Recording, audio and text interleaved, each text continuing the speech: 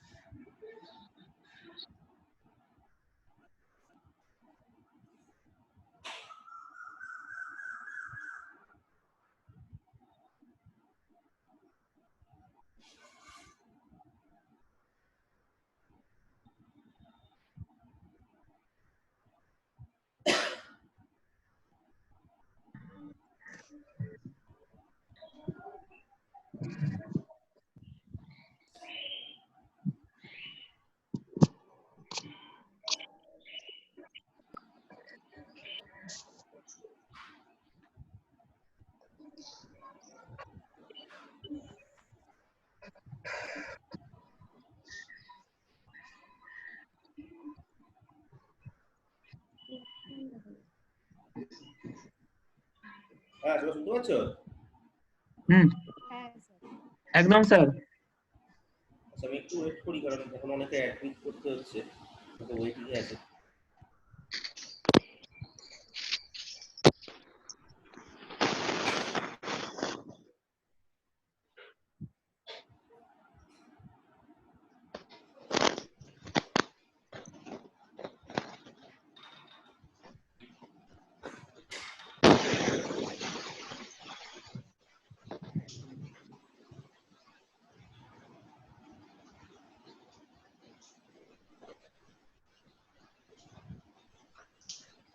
এই জুমের নিয়ে ক্লাস নেওয়া খুব সমস্যা ব্যাপার, তুই বলো।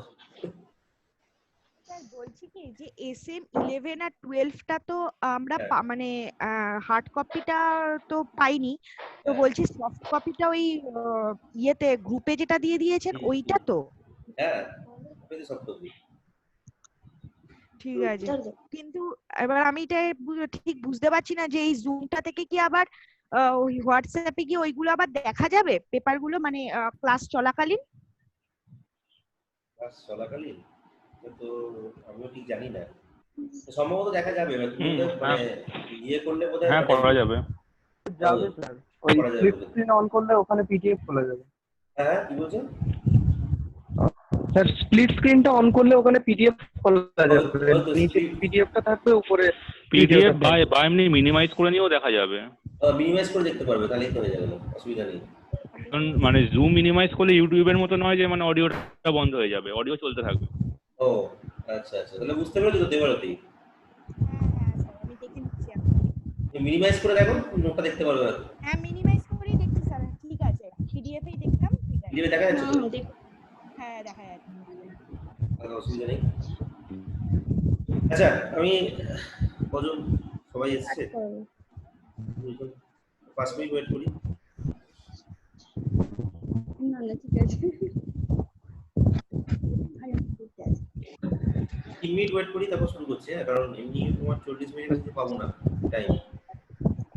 কারণ আজকে মনে হচ্ছে এক্সট্রা টাইমটা দেবে না। আগের দিন এক্সট্রা টাইমটা দিয়েছিল, আগের দিন প্রথম দিন জয়েন করেছিলাম বলে গিফট দিয়েছিল বোধহয়। আজকে মনে হচ্ছে এক্সট্রা টাইমটা দেবে না। তো যতটা হবে তারপর। হ্যাঁ, কি বলছো? কারোর যদি একটু বেশি ভিডিও মানে বেশিক্ষণের দরকার হয় তাহলে মানে 40 সেকেন্ড মানে তারপর আবার নতুন করে মিটিং করতে হবে। ও আচ্ছা, এমনি কেটে যাবে 40 মিনিটের পর, এমনি কেটে যাবে। মানে আমি যদি পয়সা দিয়ে করতাম তাহলে থাকতো। এটা তো ফ্রি ভার্সন, পয়সা দিয়ে করলে তোমার এখন থাকতো। আচ্ছা, এখন স্টার্ট হয়নি।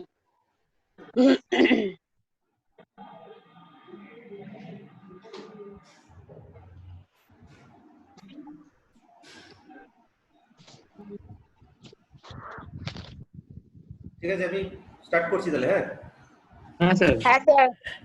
আচ্ছা, আজ আমি সবাইকে আনমিউট করছি, তারপর কমপ্লিট হয়ে গেলে আমি তারপর ইয়ে করে দেবো, ওপেন করে দেবো, তারপর তোমাদের কোয়ারি থেকে জিজ্ঞেস করবো। হ্যাঁ স্যার।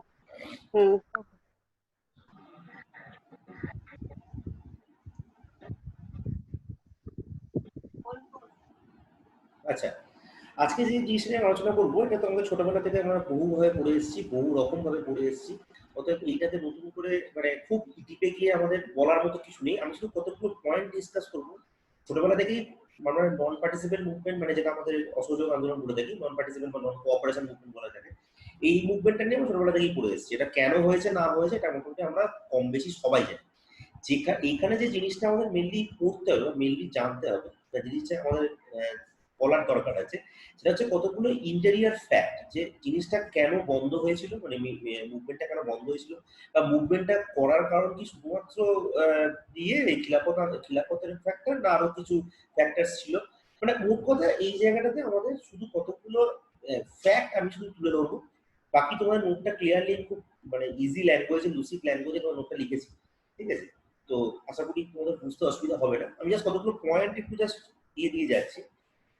অসহযোগ আন্দোলন বলতে গেলে আমাদের প্রথম যে কথাটা মনে পড়ে সেটা হচ্ছে খিলাফত, ঠিক আছে? কারণ ভারতবর্ষের একটা মাত্র আন্দোলন ছিল, মানে আমরা যদি মনে করি তাহলে দেখা গেছে ভারতবর্ষে একটা মাত্রই আন্দোলন ছিল, যে আন্দোলনটাতে প্রতিটা মানে শ্রেণীর মানুষ খুব ভালোভাবে পার্টিসিপেট করেছিল। প্রথম মাস মুভমেন্ট বলা যেতে পারে। এবং দ্বিতীয়ত ভারতবর্ষের প্রতিটা মানুষ এই একটা আন্দোলনই বলা যেতে পারে একটা ধর্মীয় কেন্দ্রকে ঘিরে, একটা ধর্মীয় ফ্যাক্টরকে ঘিরে আন্দোলনটা করেছিল। যদিও সেটা শুধুমাত্র ভারতের মানুষদেরই একমাত্র মানে এখানে ছিল না, মানে কৃতিত্ব ছিল না। কৃতিত্ব অবশ্যই গান্ধীজি এবং তৎকালীন কংগ্রেস নেতাকর্গ ছিল। কিন্তু কোনো একটা রিলিজিয়াস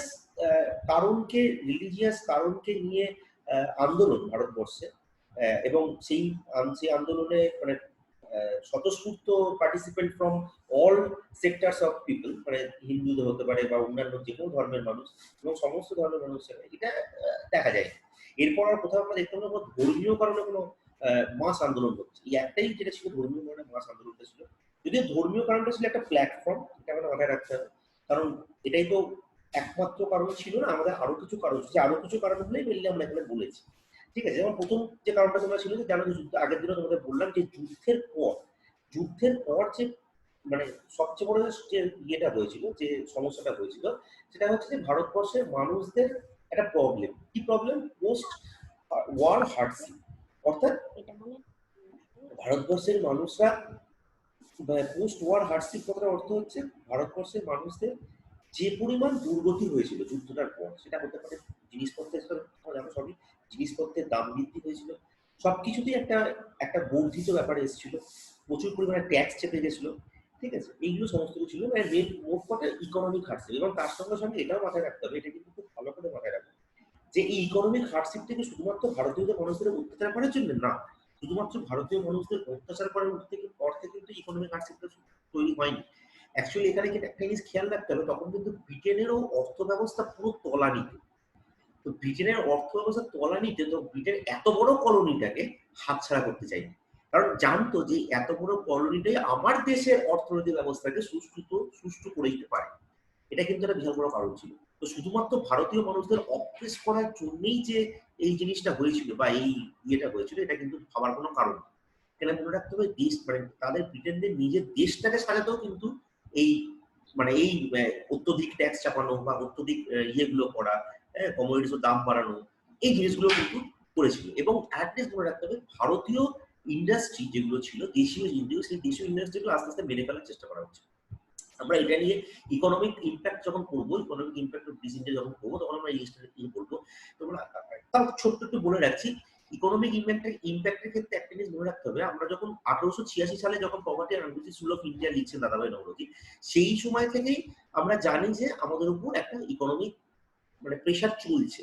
কিন্তু একটা জিনিস মনে রাখবে, এটা পরবর্তী সময় আমি তোমার যখন পড়াবো তখনও তোমার এই জিনিসটা বলবো, যে সর্বাধিক হয়েছিল কিন্তু এই অসহযোগ আন্দোলনের আগে। কারণ এই সময়তেই সবচেয়ে বড় যে জিনিসটা হয়েছিল সেটা হচ্ছে ব্রিটেনের শিল্প বিপ্লব, আর তার ঠিক আগে যেটা হয়েছিল সেটা হচ্ছে ব্রিটেনের যুদ্ধ। ব্রিটেন কিন্তু যুদ্ধে খুব একটা ভালো কন্ডিশনে ছিল না।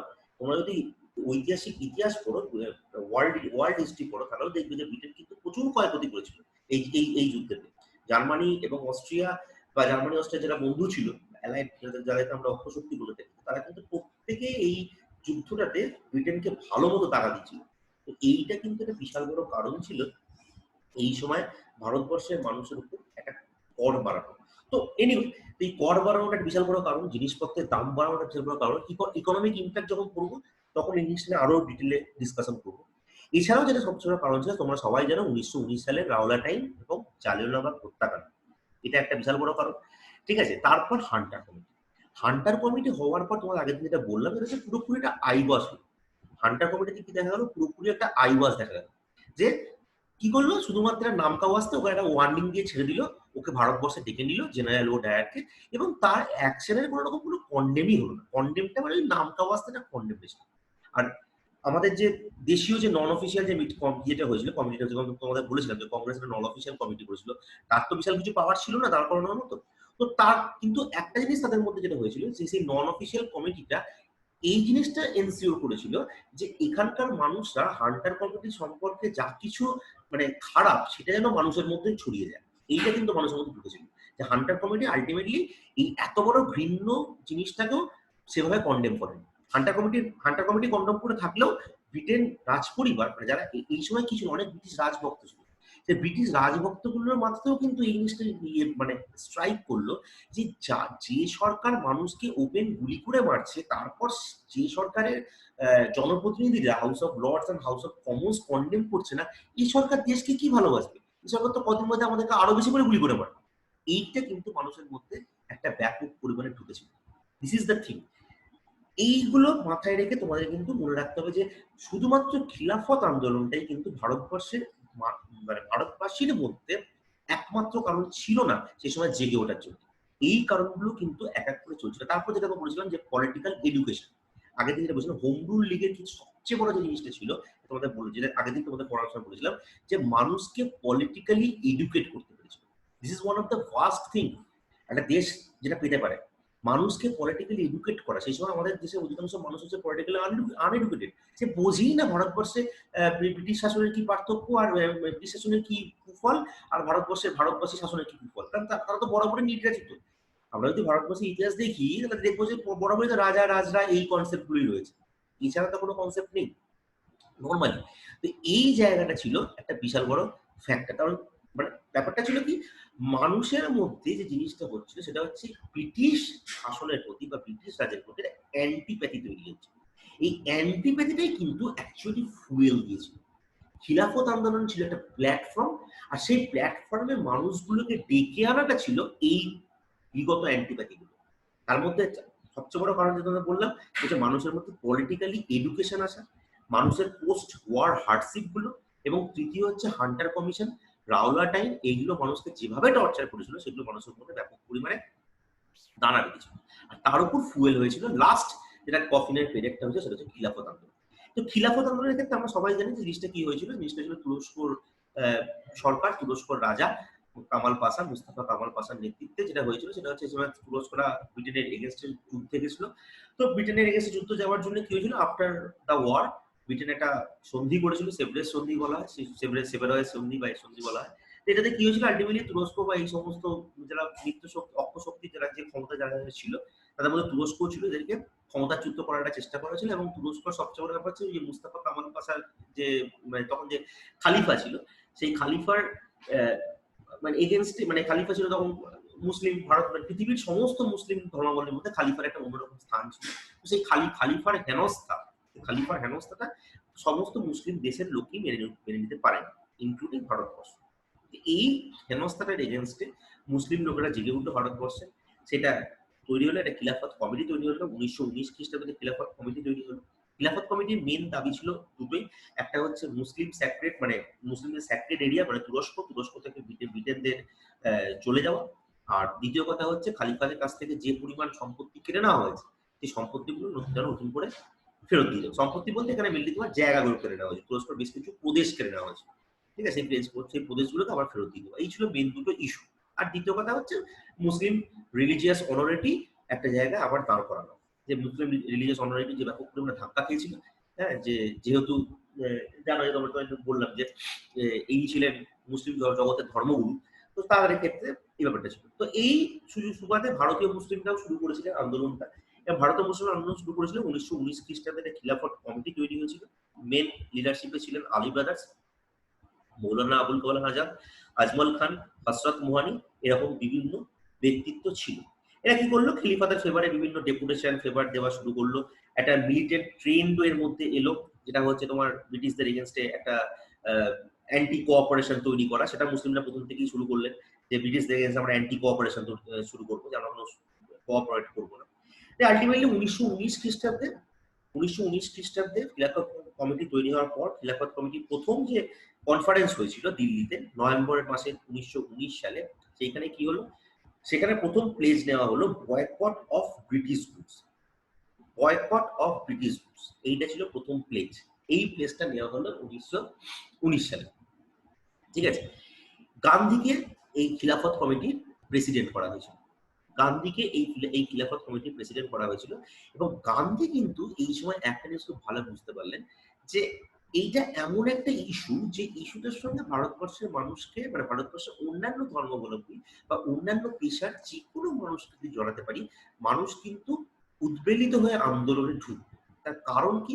তার কারণ এটা তো, আমি তোমার আমার একটা কথা বলছি, মানুষ কিন্তু অলরেডি তখন লড়ছে, মানে লড়ার মতো প্রস্তুতি মানুষের মাথায় চলে এসছে, যে ব্রিটিশ সরকার আমাদের খুব ভালো কিছু করবে না, এটা কিন্তু মানুষ খুব ভালো করে বুঝতে পারছে।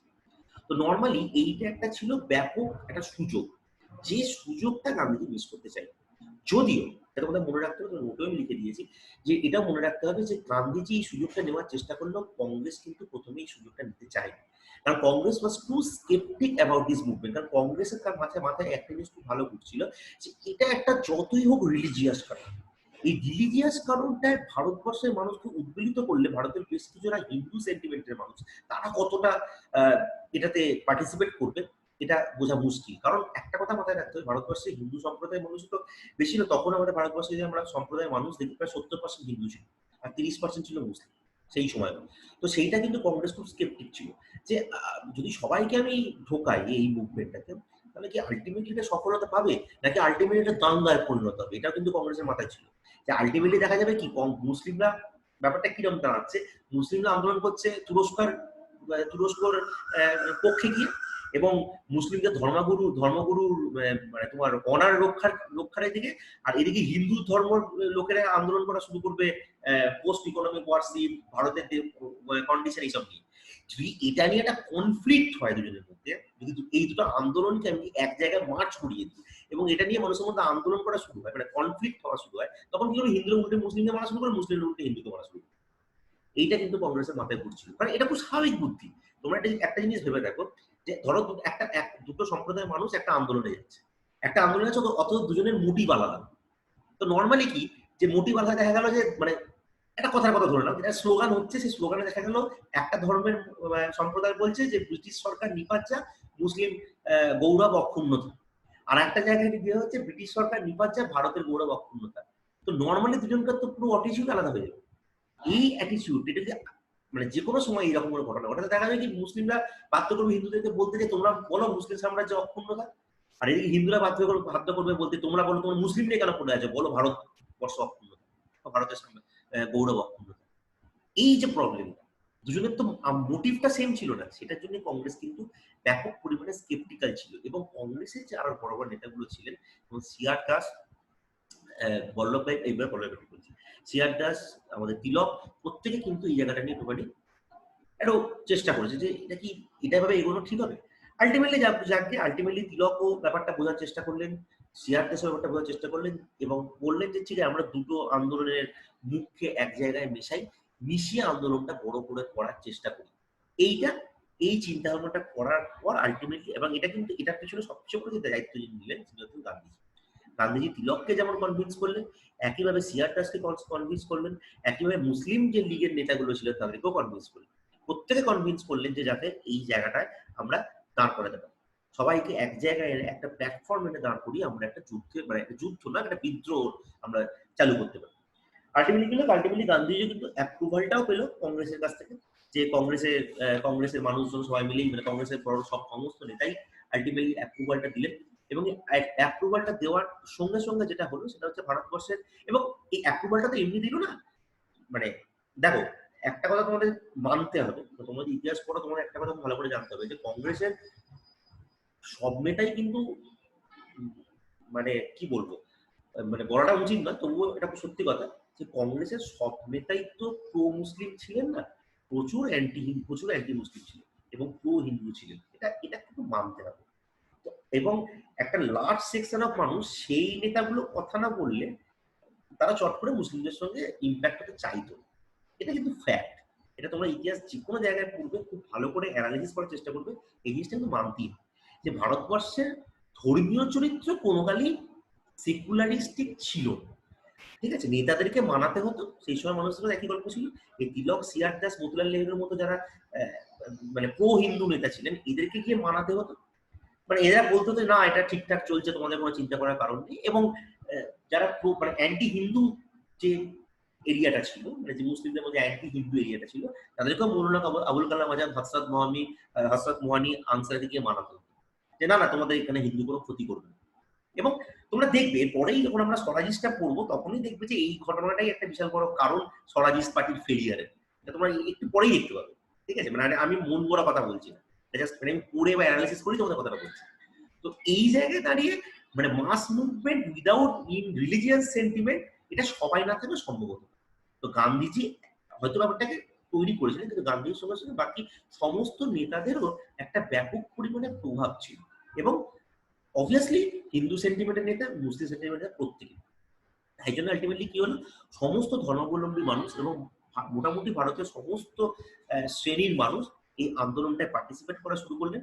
কংগ্রেস চাইলো কনস্টিটিউশনাল স্টাডি, কংগ্রেস কিন্তু মানে কংগ্রেসের একটা অংশ কিন্তু চেয়েছিল কনস্টিটিউশনাল স্টাডি। তারা কিন্তু অনেকেই ছিল, কংগ্রেসের একটা অংশের মধ্যে অনেকেই ছিল যারা কিন্তু এই আন্দোলনটায় পার্টিসিপেট করতে চায়নি, চেয়েছিল কনস্টিটিউশনাল স্ট্রাগল। বরাবরই যারা বলতো কোনো মাস আন্দোলন, কোনো মাস বিদ্রোহ আমরা রাজি নই, এই আন্দোলন নেতাগুলো এই সময় কিন্তু কংগ্রেস ছাড়ল। তাদের মধ্যে সবচেয়ে বিখ্যাত নেতাকে মোহাম্মদ আলী জিন্নাহ।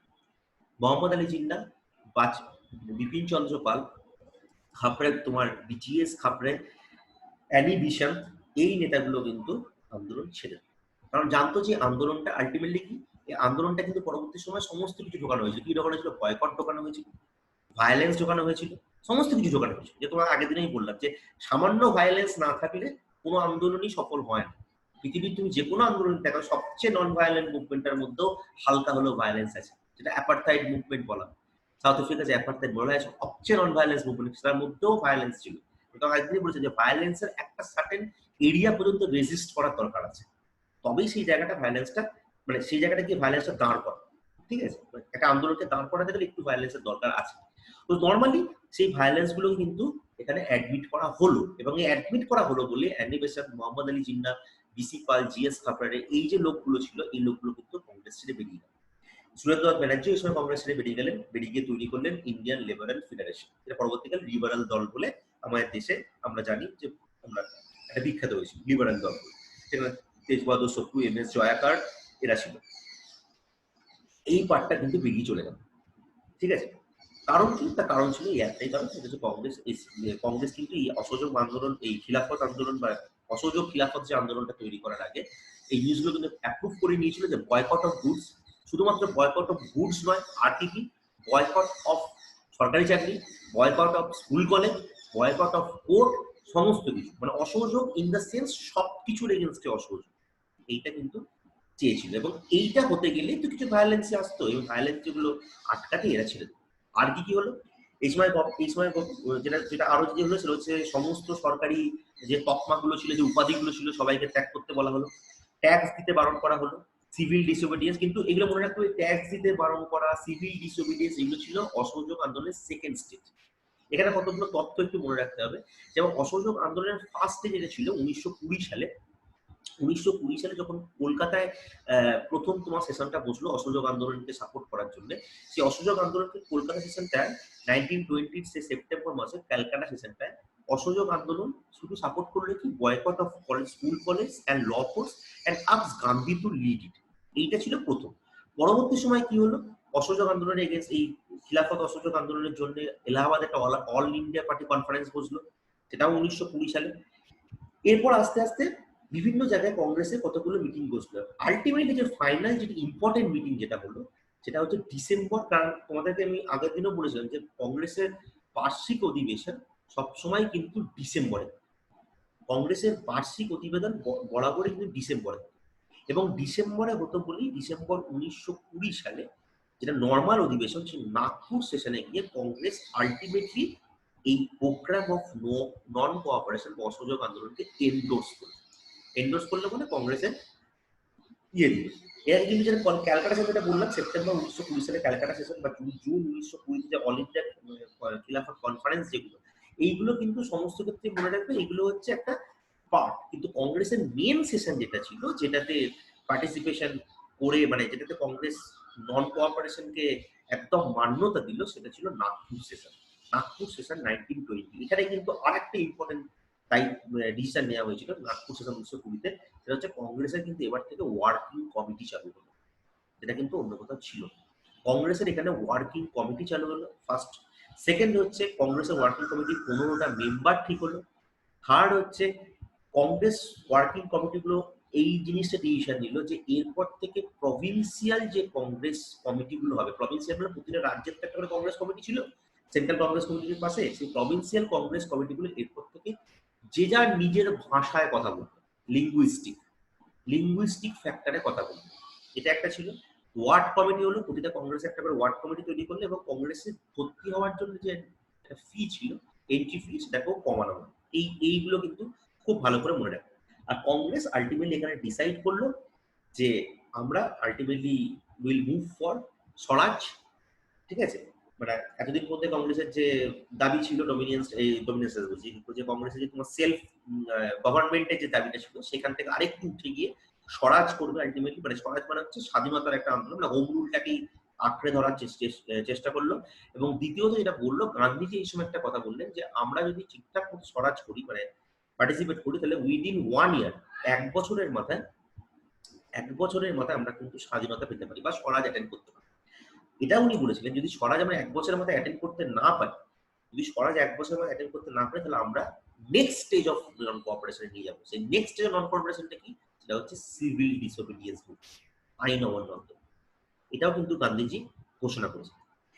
এরকম পরিস্থিতিতে আন্দোলন চলতে থাকলো, বিভিন্ন জায়গায় বিভিন্ন রকম আন্দোলনের গতি প্রকৃতি, সেটা দেখো তোমাদের স্প্রেড অফ দ্য মুভমেন্টটা দিয়েছে, আমি আলাদা করে কিছু বলছি না, শুধু একটা ইম্পর্টেন্ট পয়েন্ট বলে রাখছি, তোমাদের মনে অবশ্যই রাখতে হবে। সেটা হচ্ছে আন্দোলন কিন্তু শুরু হয়েছিল 31 জুলাই 1920। এখানে নোটে দেখবে তো ভুল করে আমি লিখে ফেলেছি 31 আগস্ট 1920। ইন আগস্ট 31 1920 পেজ 2 এ দেখবে, 2 নম্বর পেজের প্রথম দিকে 4-5 লাইন পরেই দেখবে, in August 31 1920 the July Khilafat started a campaign of non-cooperation. The movement was formally launched. Actually এটা আগস্ট 3 হবে না, এটা আগস্ট 31 হবে না, আগস্ট 1 হবে। 1 আগস্ট 1920 বা অনেকে বলে থাকে জুলাই 31, মানে জুলাই 31 লিখতে গিয়ে আগস্ট 31 লিখে ফেলেছে। এটা কিন্তু খেয়াল রাখবে, এটা জুলাই 31, মানে officially non cooperation movement launch হয়েছিল 1 আগস্ট 1920। সেটা খিলাফত কমিটির তরফ থেকেও তাই, কংগ্রেস কমিটির তরফ থেকেও তাই, মানে দুজনে মিলে একসাথে লঞ্চ করেছিল 1 আগস্ট 1920। এটা কিন্তু খেয়াল রাখবে, ঠিক আছে। কেন মনে রাখবে? কারণ ওই একই দিনে আরেকজন ভারতবর্ষের বিখ্যাত নেতা মারা গেছিলেন, তিনি হচ্ছেন তিলক। ওই 1 আগস্ট 1920-তেই হয়েছিলেন। সেই জন্য তিলকের মেমোরিয়ালে তিলক স্বরাজ ফান্ড 1 কোটি টাকা একটা তোলার চিন্তা ভাবনা করা হয়েছিল। তো এই ছিল আন্দোলনের গতি প্রকৃতি। এখানে এই স্প্রেড অফ দ্য মুভমেন্ট আমি আলাদা করে কিছু বলছি না, এই স্প্রেড অফ দ্য মুভমেন্টটা নিজেরা একটু করবে, ঠিক আছে। কোথায় কি ধরনের মুভমেন্ট হচ্ছিল সেইগুলো জাস্ট এখানে দেওয়া রয়েছে, কিভাবে হয়েছে, মানে কোথায় ফরেন ক্লথ পরানো হয়েছে না হয়েছে, এগুলো সমস্ত কিছু যেখানে বলা আছে। এগুলো আমি আলাদা করে নতুন করে ডিসকাস করছি না, এটা পড়বে, পড়ে কোথাও বুঝতে অসুবিধা আমরা জিজ্ঞেস করবো, এখানে বুঝতে অসুবিধা কথা না, এটা শুধুমাত্র আন্দোলনের গতি প্রকৃতিটা বলা আছে, আর কিচ্ছু বলা নেই, ঠিক আছে। এরপরে আমি আসি যে পিপলস রেসপন্স। এই আন্দোলনটা যখন চললো তখন ভারতবর্ষের অধিকাংশ শ্রেণীর মানুষের রেসপন্স কি ছিল? সবচেয়ে খারাপ রেসপন্স ছিল মিডিল ক্লাস, এটা খেয়াল রাখতে হবে। কারণ ভারতবর্ষে যে মিডিল ক্লাস ইন্টেলিজেন্সিয়া, তাদের মধ্যে একটা জিনিস যেটা তখন পর্যন্ত কাজ করতো, সেটা হচ্ছে যে বেঙ্গলের এলিট পলিটিশিয়ান যারা ছিল, তারা কি করছে, তারা কি করবে, এই জিনিসটা এই মিডিল ক্লাস ইন্টেলিজেন্সের মধ্যে ব্যাপক পরিমাণে কাজ করবে। এদের মধ্যে কখনোই এই কি করবে, মানে গান্ধীজি কি করবে, সেই ব্যাপারটা নিয়ে অতটা মাথা ঘামাতো না। কারণ তোমরা ভালো করেই জানো যে 1920-র আগে পর্যন্ত ভারতবর্ষের আন্দোলনের গতি প্রকৃতি পুরোটাই ছিল বাঙালিদের। তো নর্মালি কলকাতার বাঙালিদের মধ্যে একটা জিনিস খুব কাজ করলো, একটা জিনিস খুব করলো, সেটা হচ্ছে যে আমাদের হাত থেকে গতি প্রকৃতির রাশটা অন্যদিকে চলে যাবে, সেটা আমরা মেনে নেবো। এইটা কিন্তু একটা ঘটনা ঘটেছিল, এবং এই জন্যে অসহযোগ আন্দোলনে কলকাতার কলকাতার শিক্ষিত বাঙালিদের মধ্যে একটা ব্যাপক পরিমাণ প্রবলেম হয়েছিল। তাদের রেসপন্স কিন্তু খুব একটা ছিল না, ওই ঠিক আছে ভাই চলো করবো, ঠিক আছে ঠিক আছে, কিন্তু আলটিমেটলি কারণ এই কারণে এখানে আরেকটা কারণ মনে রাখতে হবে কি, কলকাতার বাসিন্দাদের মধ্যে অনীহা থাকার শুধুমাত্র একটাই কারণ না, শুধুমাত্র একটা কারণ নয়, আরেকটা কারণ হচ্ছে সেই সময় কিন্তু কলকাতার বাসিন্দারা অলরেডি রেভলিউশনারি আন্দোলনের স্বাদ পেয়ে গেছে। তো নর্মালি তাদের কাছ থেকে ওই আন্দোলন ছেড়ে এসে এই একটা ছোটখাটো আন্দোলন, যেটাতে অলরেডি কলকাতা এক্সপিরিয়েন্স করে ফেলেছে, বয়কট আন্দোলন, স্বদেশী অ্যান্ড বয়কট মুভমেন্টে বয়কট অলরেডি কলকাতা এক্সপিরিয়েন্স করে ফেলেছে, এবং তারা দেখেছিল যে স্বদেশী বয়কট করে আলটিমেটলি লাভের লাভ কিছু হয়, যে পশ্চিমবঙ্গ আলটিমেটলি কিছুটা, এই বাংলা কিছুটা হলেও বঙ্গভঙ্গ কিছুটা ভঙ্গ হয়েও ছিল, বিহার উড়িষ্যা সেপারেট হয়েছিল, আলটিমেটলি ওরা খুব ভালো, মানে মানুষের মধ্যে কলকাতার ইন্টেলিজেন্সের মধ্যে একটা জিনিস খুব ভালো ঢুকে গেছিল যে আহামরি কিছু হবে না, বেকার করে লাভ, ব্যাপারটা এটাই। এবং কলকাতার বাকি নেতাদের মধ্যেও যে খুব মানে মারাত্মক কিছু ছিল সেটা কিন্তু ছিল না, ঠিক আছে। সিআর দাস থেকে শুরু করে সুভাষচন্দ্র বসু সবাই ঠিক আছে চলছে হচ্ছে হোক, কোনো অসুবিধা নেই, কিন্তু কারোর মধ্যে সেই পরিমাণ রেসপন্স ছিল না, এটা কিন্তু একটা সেলফ প্রবলেম ছিল, মিডল ক্লাসের প্রবলেম ছিল। তুলনামূলক যে সময় যারা বরঞ্চ এক্সপিরিয়েন্স, যারা নিউ কামার, যেমন সুভাষচন্দ্র বসু তখন নিউ কামার ছিলেন, সিআর দাস কিছুটা নিউ কামার ছিলেন, এই যে ক্লাসগুলো, এই ক্লাসগুলো বরঞ্চ কিছুটা হলেও লড়েছিল, ঠিক আছে, মানে এসেছিল। কিন্তু পুরাতন যে শ্রেণীটা ছিল, বাংলার যে পুরাতন শ্রেণীটা, মানে যাদের মধ্যে বিপিন চন্দ্র পাল, সুরেন্দ্রনাথ ব্যানার্জি, আনন্দমোহন বসু, এই যে লোকগুলো ছিল, যাদেরকে আমরা স্বদেশী বয়কট মুভমেন্টের পর থেকে দেখেছি, এবং যারা রীতিমতো রিভলিউশনারি মানে মুভমেন্টের ক্ষেত্রেও একটা পায়োনিয়ার, তারা কিন্তু আস্তে আস্তে ঠেকে গেছে, এটা ছিল ফ্যাক্টর। যদিও বিহারে বাকি সব জায়গাতে মোটামুটি ছিল। বিজনেস ক্লাস খুব উত্তেজিত ছিল, কারণ বিজনেস ক্লাসের এই সময় যেটা সবচেয়ে বড় সুবিধা হয়েছে সেটা হচ্ছে বিজনেস ক্লাসে নিজেদের স্বদেশি মালের প্রচুর দ্রব্যের বিক্রি বেড়ে গেছে, এটা একটা বিশাল বড় কারণ। প্রিজেন্ট কিন্তু এখানে ব্যাপক পরিমাণে আন্দোলনে পার্টিসিপেট করেছিল, এটা কিন্তু একটা ফ্যাক্টর। আর স্টুডেন্টরা এই অসহযোগ আন্দোলনের সাথে ব্যাপক পরিমাণে পার্টিসিপেট করেছিল, পার্টিকুলারলি বাংলার বাইরের যে বিভিন্ন স্টুডেন্ট আছে তারা কিন্তু খুব মানে সাংঘাতিকভাবে পার্টিসিপেট করেছিল। তার মেন কারণ ছিল বিভিন্ন জায়গাতেই তখন এই দেশীয় স্কুল, দেশীয় কলেজগুলো খোলার একটা প্রবণতা চালু হচ্ছিল, এবং সেই জন্য স্টুডেন্টদের মধ্যে একটা বেশ মানে একটা মোটিভ, একটা উৎসাহ ছিল। উমেনদের মধ্যেও ছিল, উমেনরা পার্টিকুলারলি তিলক ফান্ডের জন্য প্রচুর মানে টাকা সঞ্চয় করার চেষ্টা করেছিল, এবং তাদের অর্নামেন্ট গুলো বেছে দিয়েছিল। মোট কথা ওভারঅল ভারতবর্ষের অধিকাংশ জায়গাতেই অসহযোগ আন্দোলন একটা ভালো ফলাফল রেখেছিল। বাংলার একটা শ্রেণী, পার্টিকুলারলি মিডল ক্লাস শ্রেণীটা অতটা উৎসাহী ছিল না, তবুও চেষ্টা করেছিল, তবু অনেকেই মানে ছিল না একদম বলবো না, মিদনাপুর অনেক জায়গাতেই যথেষ্ট পরিমাণে হয়েছিল, কিন্তু সেই স্বতঃস্ফূর্ততা যে স্বদেশী বয়কটে আমরা বাংলা পেয়েছিল সেটা ছিল, যেটা ওয়াজ মিসিং। স্বদেশী বয়কটের স্বতঃস্ফূর্ততা মিসিং ছিল। তার মেন কারণ ছিল আমাদের প্রাচীন নেতাগুলো, মানে যারা আমাদের প্রথম দিককার নেতা, যেমন সুরেন্দ্রনাথ ব্যানার্জি থেকে শুরু করে আনন্দমোহন বসু থেকে শুরু করে অশ্বিনী কুমার ইয়ে থেকে, এই যে লোকগুলো ছিল তারা কিছুটা অ্যালুফ, তারা গান্ধীজির এই প্রোগ্রামটাকে মেনে নিতে পারেনি। আর দ্বিতীয়ত হচ্ছে অনেকের মধ্যে ওই জিনিসটাও কাজ করেছিল যে আস্তে আস্তে আমাদের হাত থেকে ব্যাটান অন্যদিকে চলে যাচ্ছে, এটা। যদিও সুভাষচন্দ্র বসু, চিত্তরঞ্জন দাসও পার্টিসিপেট করেছিলেন, তারা যথেষ্ট পরিমাণে এটাতে পার্টিসিপেট ছিলেন, কিন্তু তাদের মধ্যেও একটা গাফিলতি ছিল, সুভাষচন্দ্র বসু এক্সেপ্ট। সুভাষচন্দ্র বসু কিন্তু যথেষ্ট পরিমাণে এখানে দায়িত্ব নিয়েছিল, এবং অন্যান্য অনেক ছোট ছোট দলও, মানে ছোট ছোট দলগুলো নিয়েছিল। এবং এখানে একটা জিনিস মনে রাখতে হবে, যে তোমার নোটে দিয়েছি, যেটা তোমরা পড়বে, হচ্ছে অনেক রিভলিউশনারি দলও কিন্তু এটাতে পার্টিসিপেট করেছিল। হয়তো তারা ব্যাপক পরিমাণে পার্টিসিপেট করেছিল বললে ভুল হবে, কিন্তু তারা ফ্রন্টে পার্টিসিপেশনটা করত, এটা ফ্যাক্টর। এবং তোমরা যদি বাংলার ইতিহাস পড়ো, বাংলার ইতিহাস হেমন্ত কুমার রায়ের বাংলার ইতিহাস যদি তুমি পড়ো বইটা, সেখানে দেখবে যে এরকম বেশ কিছু গল্প লেখা আছে যেখানে বলা হতো যে এই যে আমাদের যারা গুপ্ত সমিতি ছিল, বাংলার যে ম্যাক্সিমাম গুপ্ত সমিতি ছিল, এরা কিন্তু অসহযোগ আন্দোলনটা পুরো ঢাল করে নিয়েছিল। মানে কি, মানে অসহযোগ আন্দোলনটাকে পুরো সকাল থেকে সন্ধ্যে পর্যন্ত মানুষের কাছে অসহযোগ আন্দোলনটাকে নিয়ে প্রচার করতো, আর যেই সন্ধে হতো মানে ঝাঁপ ফেলে দিত, তারপরে শুরু হয়ে যেত বাংলার গুপ্ত সমিতি। এবং ওই জন্য দেখবে 1921 সালের পর প্রচুর রিভলিউশনারি মুভমেন্ট আছে, যে রিভলিউশনারি মুভমেন্ট গুলোতে বাংলা কিন্তু ব্যাপকভাবে পার্টিসিপেট করেছিল। যেমন তার পরে পরেই দেখবে সূর্য সেনের কথা। সূর্য সেন কিন্তু অসহযোগ আন্দোলনে ব্যাপক পার্টিসিপেন্ট ছিলেন, কিন্তু পার্টিসিপেন্ট মানে কি ওই ফ্রন্টে, আমি চেষ্টা করছি না তা নয়, গান্ধীর কথা শুনে আমি ঝাঁপ দিয়েছি, কিন্তু নিজেদের অ্যাক্টিভিটিস গুলো ভুলে যায়নি, এটাও ফ্যাক্টর, এটা কিন্তু মনে রাখতে হবে। এটা বাংলার ক্ষেত্রে ম্যাক্সিমাম এটা ছিল, সকালে প্রতিবাদ করছি, বিকেলে কিন্তু বোমা তৈরি করার কাজ চলছে। এইটা কিন্তু ব্যাপক পরিমাণে ছিল। এবং যদিও আমরা এটা বলে থাকি যে 6% এবং ওই যে বললাম যে সবাই পার্টিসিপেট করেছিল, প্রতিটা পলিটিক্যাল পার্টি পার্টিসিপেট করেছিল, প্রতিটা রিভলিউশনারি পার্টিও পার্টিসিপেট করেছিল, কিন্তু পিছনে পিছনে নিজের কাজটা চালিয়ে যেত। এবং চালিয়ে যেত বলে 1922 সালে যে অসহযোগ আন্দোলন বন্ধ হলো, তারপরেই দেখবে সব হুড়ুর করে আমাদের রিভলিউশনারি মুভমেন্টগুলো চালু হয়ে গেল।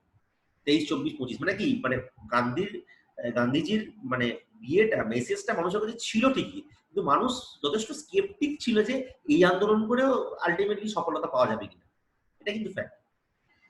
এনিওয়ে, তো এইরকম এই ঘটনার পর আলটিমেটলি কি হলো, গভর্নমেন্ট রেসপন্স ছিল 1921 সালে। এরপর লর্ড রিডিং গান্ধীর সঙ্গে মিটিং এ বসলো এবং আলটিমেটলি ফুলফিল হলো না। লর্ড রিডিং বললো যে না, মুসলিমরা যেভাবে আমাদের এগেনস্টে চলছে, বিশেষ করে আলিবাগার যেভাবে চলছে, এইভাবে আমরা এরকম আন্দোলন মেনে নিতে পারবো না, হ্যান ত্যান, মোট কথা এরকম একটা ফ্যাক্টর ছিল। এবং বারবার করে যেটা করলো, ইংরেজরা যেটা করার চেষ্টা করছিল সেটা হচ্ছে হিন্দু এবং মুসলিমের মধ্যে একটা ডিভিজিভ পলিটিক্স খেলার চেষ্টা করছিল। এবার ডিভিজিভ পলিটিক্স খেলে কি বারবার করে বলার চেষ্টা করছিল, বারবার করে গান্ধীজিকে নিগোসিয়েট করছিল, যেহেতু গান্ধীজি লিডার ছিল, অল ইন্ডিয়া খিলাফত কনফারেন্সের লিডার, আবার কংগ্রেসের লিডার। বারবার করে গান্ধীকে ডাকছিল, গান্ধীকে ডেকে বারবার বলা হচ্ছে এই যে মুসলিমরা এই জিনিসটা করছে না, ঠিক করছে না। বারবার করে আলিবাদাসের উদাহরণ দেখাচ্ছিল, আলিবাদার যে স্পিচগুলো দিচ্ছে, সেই স্পিচগুলো ব্যাপক পরিমাণে ভায়োলেন্স, সেটা আমাদের ব্রিটিশ সরকারের এগেনস্টে চলে যাচ্ছে, আপনি ব্যবস্থা নিন, এইসবগুলো সমস্ত কিছু করা শুরু করতো।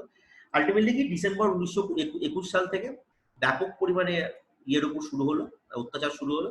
যত ভলেন্টিয়ার ক্রপস ছিল, পাবলিক মিটিং সমস্ত ব্যান করে দেওয়া হলো, প্রেস গুলোকেও আটকে দেওয়া হলো, এবং গান্ধীজি বাদ দিয়ে মোটামুটি সবাইকে অ্যারেস্ট করে নেওয়া হলো।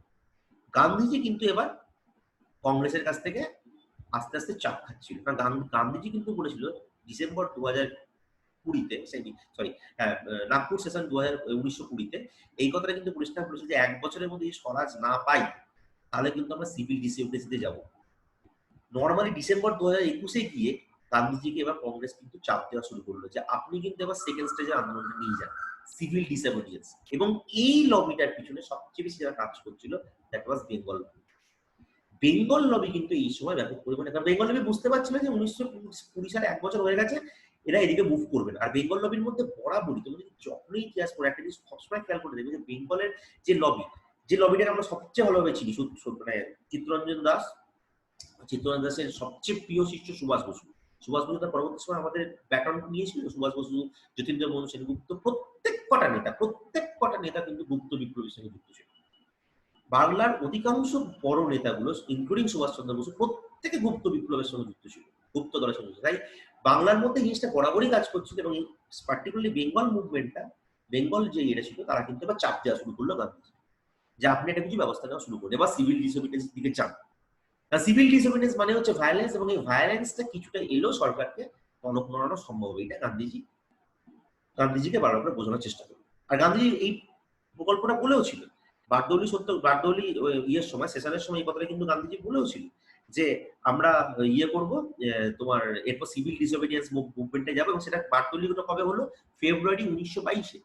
এই বারদৌলি সেশনটা হয়েছিল ফেব্রুয়ারি 1922-এ। 1921 সালের সেশনের পর 1921 সালে আহমেদাবাদ সেশনে কিন্তু গান্ধীজিকেই আবার প্রত্যেকে বললো যে ঠিক আছে আপনি আবার থাকুন, মানে ব্যাপারটা চিন্তা করুন। ডিসেম্বর 1920-তে গান্ধীজি বলছেন যে এরপর আমরা আন্দোলন শুরু করব, আমরা সিভিল ডিসঅবিডিয়েন্স মুভমেন্টে যাবো। 1921 সালে গান্ধী সেই কথাটার উপর বিশ্বাস রাখা হলো। গান্ধীজিকে আবার বলা হলো ঠিক আছে আপনি যখন বলেছেন আন্দোলনে যাবে, আপনি আন্দোলনে চলুন, কোনো অসুবিধা নেই, ঠিক আছে, আপনাকে আবার নেতা করছি। যদিও 1921-এ আহমেদাবাদ সেশনে মনে রাখবে সিআর দাস ছিলেন প্রেসিডেন্ট, যদিও সিআর দাস তখন জেলে, ঠিক আছে, সিআর দাস তখন জেলে, কিন্তু হাকিম আকবর খান তখন অ্যাক্টিং প্রেসিডেন্ট হিসেবে ছিলেন, হাকিম আকবর খান, ঠিক আছে। কারণ তোমাদের একটু আগেই বলেছি যে কংগ্রেস বাদ দিয়ে ডিসেম্বর 1921-এ গান্ধীজি বাদ দিয়ে কংগ্রেসের সব বড় নেতারা জেলে, ইনক্লুডিং সুভাষচন্দ্র বসু এবং সিআর দাস, প্রত্যেকে জেলে ঢুকে গেছে, ঠিক আছে, একমাত্র গান্ধীজি বাইরে। তো 1921 সালে যখন এটার মধ্যে, তখন গান্ধী ছাড়া কেউ নেই, তো কংগ্রেস প্রেসিডেন্ট ছিলেন সিআর দাস। 1921 সালে জেল থেকে পর্যন্ত উনি বললেন যে ঠিক আছে আমরা গান্ধীজিকেই মেনে নিচ্ছি, গান্ধীজির আন্ডারে আন্দোলন করবো, কিন্তু গান্ধীজিকে এবার সিভিল ডিসঅবিডিয়েন্স মুভমেন্টে যেতে হবে। এর উপর ভিত্তি করে 1922 সালে ফেব্রুয়ারি মাসে বারদৌলিতে একটা স্পেশাল আন্দোলন বসলো। সেই বারদৌলিতে স্পেশাল আন্দোলনে কি বলা হলো ফেব্রুয়ারিতে, যে সিভিল ডিসঅবিডিয়েন্স মুভমেন্ট আমরা শুরু করবো 1 ফেব্রুয়ারি 1922 সালে বললো।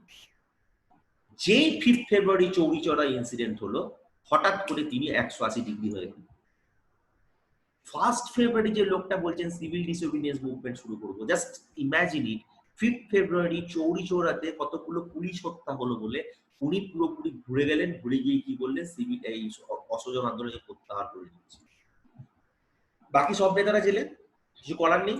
আর কারোর আন্দোলনের টানার ক্ষমতা ছিল না সেই সময়, যারা ছিলেন হাকিম আজমল খান থেকে শুরু করে তারা কিন্তু ছিল না। নর্মালি আন্দোলন পুরোপুরি স্তব্ধ।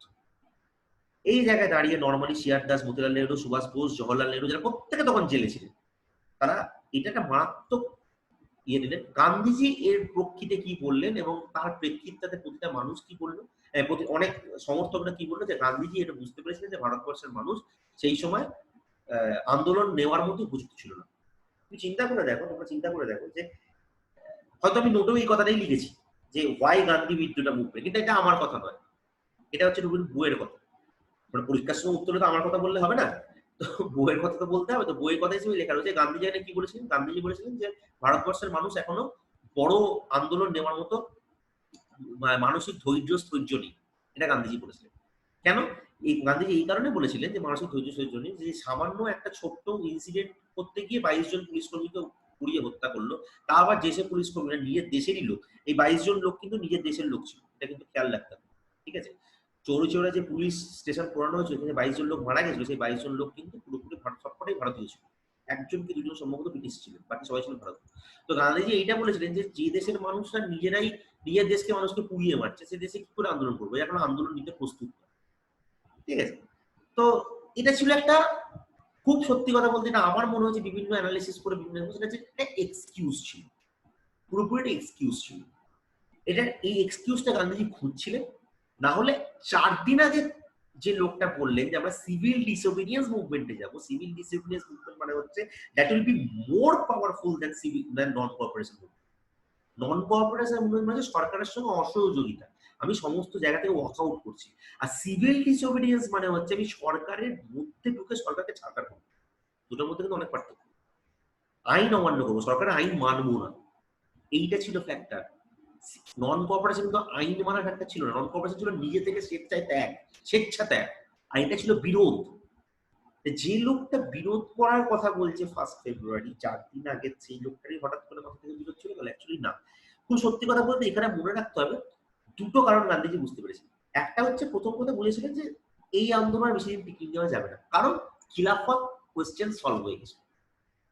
খিলাফত কোয়েশ্চেন সলভ হয়ে গেছে সেই সময় খিলাফত কোশ্চেনে কি হয়েছিল, মুস্তাফা কামাল পাশার নেতৃত্বে পিপল অফ তুর্কি, যারা কদিন আগে পর্যন্ত রাজাকে, এই মুস্তাফা কামাল পাশা এই ভদ্রলোক কদিন আগে পর্যন্ত খালিফার, যিনি খালিফা ছিলেন তুরস্কের যে যিনি ধর্মপ্রধান ছিলেন, তাকে তার জায়গায় বসানোর জন্য মাতামাতি করেছিলেন, ঠিক আছে। এই লোকটাই 1 বছর বাদে হঠাৎ করে আন্দোলন করা শুরু করলো, যাতে খালিফাকে নিজের পদ থেকে সরিয়ে ওখানে গণতন্ত্র শাসন আসতে পারে, ঠিক আছে। এইটা ছিল গল্প।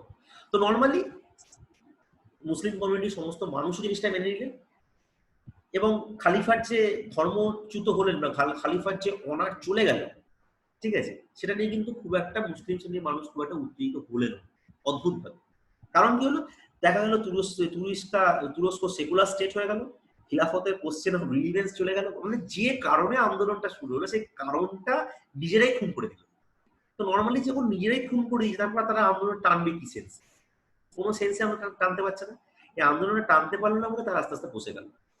এরা যখনই বসতে শুরু করলো তখনই গান্ধীজি বুঝতে পারলো যে মুসলিম যখনই বসতে শুরু করলো, গান্ধীজি বুঝতে পারলো শুধুমাত্র মুসলিম বা শুধুমাত্র হিন্দু মুভমেন্টের উপর আন্দোলনটা হবে না, এটা গান্ধীজি বুঝতে পারলো।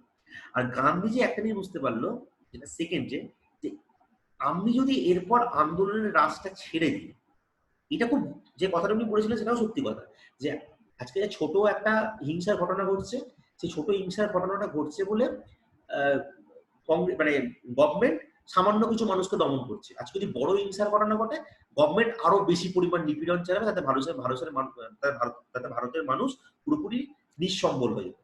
এটা একটা ফ্যাক্ট, এটা অস্বীকার করছি।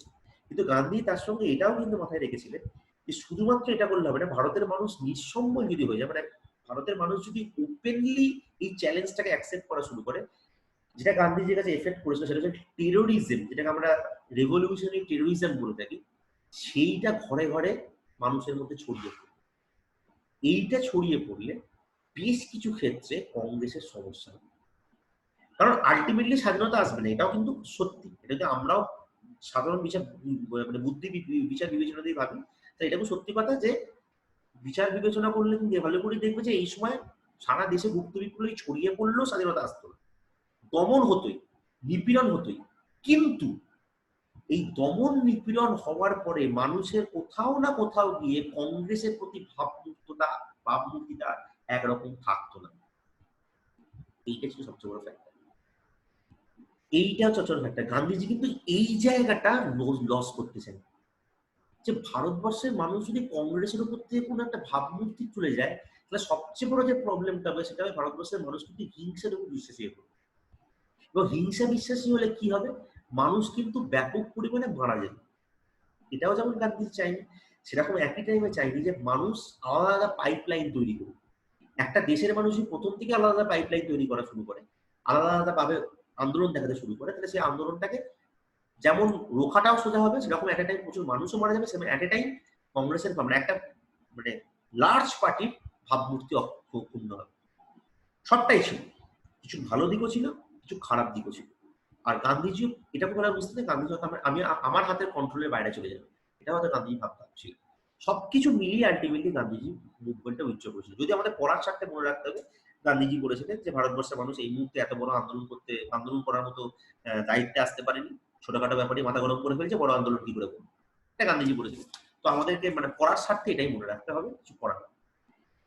তো এই হলো পরিস্থিতিতে গান্ধী আলটিমেটলি কি হলো, আলটিমেটলি আন্দোলন যেই শেষ হলো, অদ্ভুত কাকতালীয়, আন্দোলন যখনই শেষ হলো তারপরের দিনই গান্ধীজি অ্যারেস্ট হলেন। আন্দোলন যতক্ষণ চলছিল অন্যান্য সমস্ত নেতারা অ্যারেস্ট হলেন, কিন্তু গান্ধীজি অ্যারেস্ট হলেন না। আন্দোলন যেই শেষ হলো গান্ধীজি অ্যারেস্ট হলেন। তার অ্যারেস্ট হলে কত বছর ছিল? 6 বছরের ছিল। এইটা ছিল অসহযোগ আন্দোলন। এবার এই জায়গায় তোমরা একটু পড়বে জিনিসটাকে, ঠিক আছে? তারপর আমরা এই ঢুকবো স্বরাজিস্ট অ্যান্ড নো চেঞ্জারে, মানে যেটা আমাদের স্বরাজ্য দলের যে আন্দোলনটা ছিল, ঠিক আছে? এটা ঢোকার আগে আমি জাস্ট একটু জিজ্ঞেস করি না, অসহযোগ আন্দোলনে তোমাদের কাছে কোনো কোয়েশ্চেন আছে কিনা? সবাইকে আনমিউট করছি, আর কিছু কোয়েশ্চেন থাকলে বলো। শোনা যাচ্ছে না? হ্যালো, কারো কিছু কোয়েশ্চেন থাকলে বলো অসহযোগ আন্দোলন নিয়ে। অসহযোগ আন্দোলনে কোনো কোয়েশ্চেন আছে? হ্যালো, জল হালকা করে দিলেও দাঁড়াবে, না দিয়ে দাঁড়াবে। হ্যালো, শুনতে পাচ্ছ? হ্যাঁ শুনতে পাচ্ছি স্যার। কোনো কোয়েশ্চেন আছে অসহযোগ আন্দোলন নিয়ে? একটু দাঁড়িয়ে অসহযোগ আন্দোলনের কোনো কোয়েশ্চেন আছে কারোর? না স্যার। স্যার পিকেটিং ব্যাপারটা কি স্যার? টিকেটিং মানে হচ্ছে কোনো দোকানের সামনে দাঁড়িয়ে সেই দোকানটাকে খুলতে না দেওয়া, প্রতিরোধ করা।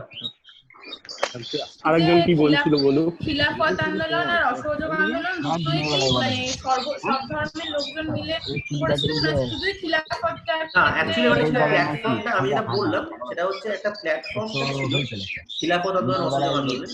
দুটো ধর্মের মানুষই দুটো আন্দোলন চালু করেছিলেন, কারণ ব্যাপারটাকে আন্দোলনের দুটো মোটিভকে এক জায়গায় আনার চেষ্টা করা হয়েছিল, ঠিক আছে? মানে খিলাফতের অর্ডারটার সাথে সাথে খিলাফত যে অর্ডারটা ছিল সেই প্রবলেমটাকে সাথে সাথে ভারতবর্ষের যে নরমাল প্রবলেম ছিল, এই দুটো প্রবলেমকে এক জায়গায় এনেছিল। তখন হিন্দু মানুষরাও খিলাফতের এগেইনস্টে ছিলেন, আর মানুষরাও খিলাফতের এগেইনস্টে ছিলেন, ঠিক আছে? ঠিক আছে, বোঝা গেল?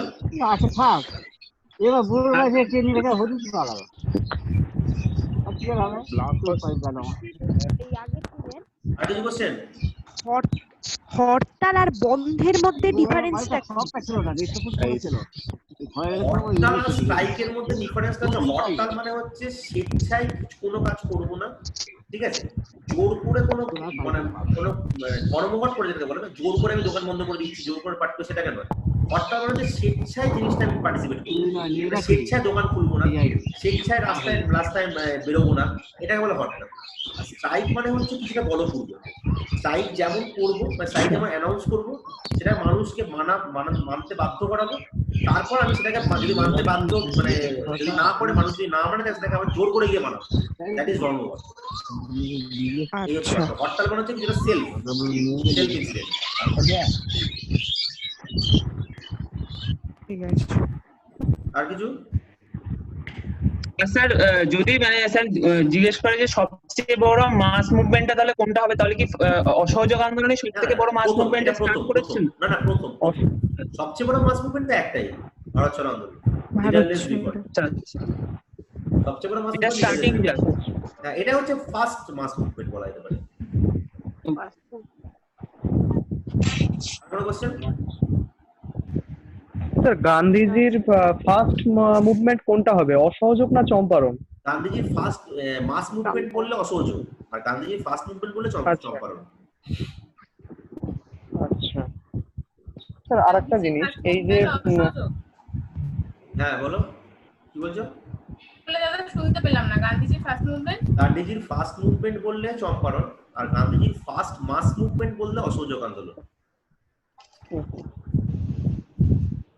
রাওলাটেও তো স্যার গান্ধীজির পার্টিসিপেশন কিছুটা ছিল, তাহলে ওখানে কি মাস ওটা মাস মুভমেন্ট ছিল। অ্যান্টি রাওলাট প্রোটেস্ট বা অ্যান্টি রাওলাট মুভমেন্টটা মাস মুভমেন্ট ছিল। ওটা তোমার অ্যান্টি রাওলাট যেটা ছিল প্রথম হরতাল হিসেবে তোমার মনে রাখতে হবে। ভারতবর্ষের মানুষ প্রথম হরতাল করেছিল অ্যান্টি রাওলাটের 9 এপ্রিল বা 10 এপ্রিল যে ডেটটা ছিল, এটা ছিল মাস হরতাল, প্রথম হরতাল। আর কিছু স্যার এই গান্ধীজি তো এই যে কারণটা দেখিয়েছিলেন, হ্যাঁ বলো বলো বলো। হ্যালো, হ্যাঁ বলো শুনছি। হ্যাঁ স্যার এই গান্ধীজি তো এই কারণটা দেখিয়েছিলেন যে ভারত এখনো বড় মুভমেন্ট নেওয়ার মতন পরিস্থিতিতে নেই। তো এবার আমার প্রশ্ন হচ্ছে যে নেতাজিও তো উনার একজন শিষ্য ছিলেন, অবশ্যই উনি যখন কলকাতায় মার্চ করলেন মানে অনেকগুলো সৈন্য নিয়ে, উনিও তো চেয়েছিলেন একটা সমস্ত মানে ভারতের একটা বিশাল অংশ নিয়ে একটা যুদ্ধ করতে চেয়েছিলেন। তো তাহলে নেতাজির পাশে উনি দাঁড়াননি কেন? সেক্ষেত্রে কি উনি তো ভায়োলেন্স ঠিক ওইভাবে টেরোরিজমের অর্থে নিয়ে যাননি? ভায়োলেন্স তো ভায়োলেন্স সাপোর্ট করবেন না তো, এটা তো ভায়োলেন্স ছিল। উনি তো যুদ্ধ সাপোর্ট করবেন না প্রথম থেকেই বলেছিলেন। অ্যান্টি ওয়ার মানে কোনো ওয়ার উনি সাপোর্ট করবেন না। ব্রিটিশ এগেইনস্টে কোনো ওয়ার উনি সাপোর্ট করবেন না। যেখানে ভায়োলেন্স থাকবে সেটা উনি সাপোর্ট করবেন। এটা তো ওনার বরাবরই ছিল। আর কিছু? আর স্যার বলছি অসহযোগ আন্দোলনে ইমিডিয়েট রিজন বললে কি তাহলে সেটা রাওলাট আইনই হবে নাকি জালিয়ানওয়ালাবাগ হবে? ইমিডিয়েট রিজন জালিয়ানওয়ালাবাগ নাকি রিজন বললে খিলাফতই বলতে হবে। খিলাফত ইস্যু ইমিডিয়েট ইস্যু বললে খিলাফত ইস্যু, কারণ খিলাফত ইস্যুটা একটু বেন্ড করে বাকি সবকিছু মানে খিলাফত ইস্যুটা হচ্ছে ওই নিউক্লিয়াস টাইপের, তারপরে যে প্রোটন নিউট্রন যেগুলো এসছে সমস্ত কিছু ওর দিকে তাকিয়ে কাল থেকে শুরু করে সবকিছু। ঠিক আছে কিছু আমি দেখছি আজকে আমাকে অ্যালাউ করছে, তাহলে আমি পরেরটা পড়িয়ে দিই। এর মধ্যে আমাকে অফ করেনি দেখছি, 40 মিনিট তো হয়ে গেছে তো অফ করছি। হ্যাঁ বলো কি বলছো কৃষ্ণ, তুই কি বলছো বলো। আপনাকে ফ্রি করে দিয়েছে। আপনাকে এটা কি বলা যায় গান্ধীজি নিজের নীতিটাকে বেশি মানে প্রাধান্য দিতেন ভারতের স্বাধীনতার থেকে? মানে এটা আমি বলছি মানে আমার মতে তাই মনে হয়েছিল যে গান্ধীজি নীতিটাকে অনেক বেশি প্রায়োরিটি দিয়েছিলেন। কারণ দেখো আমি সবসময় কখনোই কোনো পক্ষের পক্ষে বা বিপক্ষে আমি কথা বলি না, ঠিক আছে। আমার যেটা কিছু অ্যানালিসিস বেস ভিত্তিতেই বলতে পারি যে গান্ধীজি দুটো জিনিস খুব ভালো করে বুঝতেন, যেটা যে মানুষকে যদি আমি ভায়োলেন্সের মাধ্যমে কোনো একটা স্বাধীনতা পাওয়াই, এটাও কিন্তু ফ্যাক্টর, এটা কিন্তু ভালো করে ভেবে দেখবে নিজেরা যখন চিন্তা করবে, চিন্তা করবে যে মানুষ যদি ভায়োলেন্সের মাধ্যমে কোনো কিছু অ্যাচিভ করতে আমি ইজিলি তাকে মানে ড্রপ ইট করি, মানে তাকে যদি আমি তুলে দিতে হাতে পারি যে ভাই ভায়োলেন্স করো কোনো অসুবিধা নেই, তাহলে এই যে মোটিভটা একটা স্বাধীন দেশ তৈরি করা, কিন্তু এই মোটিভটা কিন্তু মানুষের মজ্জায় থেকে যাবে যে ভায়োলেন্স ছাড়া আন্দোলন হবে না।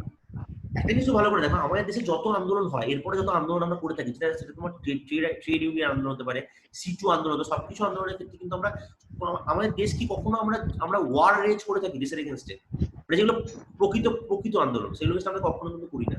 আমরা সবসময় কিন্তু কনস্টিটিউশনাল মেথডে আন্দোলন করার চেষ্টা করি, যে আন্দোলনগুলো নর্মাল আন্দোলন, আমি জঙ্গি আন্দোলনের কথা বলছি না, যে আন্দোলনগুলো আমরা পেয়ে ধরো একটা ছাত্র যুব যে আন্দোলন হয়ে থাকে যে সরকারের এগেনস্টে বা ভিসির এগেনস্টে, এই আন্দোলনগুলো কি, এই আন্দোলন কিন্তু এই প্রতিটা আন্দোলনে কিন্তু সত্যাগ্রহ, এটা কিন্তু ফ্যাক্টর, এটা মাথায় রাখতে হবে। এই জিনিসটা কেন আজকে আমরা কেন অলওয়েজ সত্যাগ্রহটাকে রিজলভ করি, কেন অন্যান্য দেশে সত্যাগ্রহ জায়গায় থাকে না, অন্য জায়গায় চলে যায়, এটা কিন্তু গান্ধীজির দান। আমরা জিনিসটাকে এটা খুব ভালো করে বুঝি, সত্যাগ্রহ কিন্তু অবশ্যই একটা পথ, ভায়োলেন্স কিন্তু সেই পথটাকে কখনোই তোমার কাছে মানে পথ মানে সুন্দর সাজানো গোছানো পথ তোমার কাছে আনতে পারবে না, এটা কিন্তু ফ্যাক্টর। তাই জন্য এই নীতিটারও দরকার ছিল। এই নীতিটা না হলে ভারতবর্ষের মানুষ তখন তো পরাধীন। যেই স্বাধীনতার মানে দামামা উঠবে, যদি এইভাবে স্বাধীনতার সাথে ভারত তো পরবর্তী সময় যে কোনো মানে স্বাধীন দেশে যখনই কোনো দাবি আদায় করতে যাবে তখন তো এইভাবে গুপ্ত হত্যা চলবে, চোরা হত্যা চলবে, এইভাবে দাবি আদায় হবে। সেটা তো একটা সভ্য দেশের কাছে কাঙ্ক্ষিত নয় না। অবভিয়াসলি গান্ধী নীতিকে প্রাধান্য দিতেনি, সেটা দেশের স্বার্থেই দিতেন, সবসময় নিজের স্বার্থেই দিতেন, তারা কিন্তু নয়। হয়তো নিজের স্বার্থে কিছু দিয়েছেন, অনেকটাই দেশের সাথে দিয়েছেন। এটা কি একটা রিজন হতে পারে যে সময়টাতে পাকিস্তানের মতো দেশেতে মার্শাল ল জারি হয়েছে এতবার, ইন্ডিয়াতে তাও হয়নি গো? এই ব্যাপারে পরে আসছি, এই ব্যাপারে এখন কথা বলছি, এই ব্যাপারে পরে বলছি তোমাকে, এই ব্যাপারে পরে জানাচ্ছি। আর কি বলছিলেন?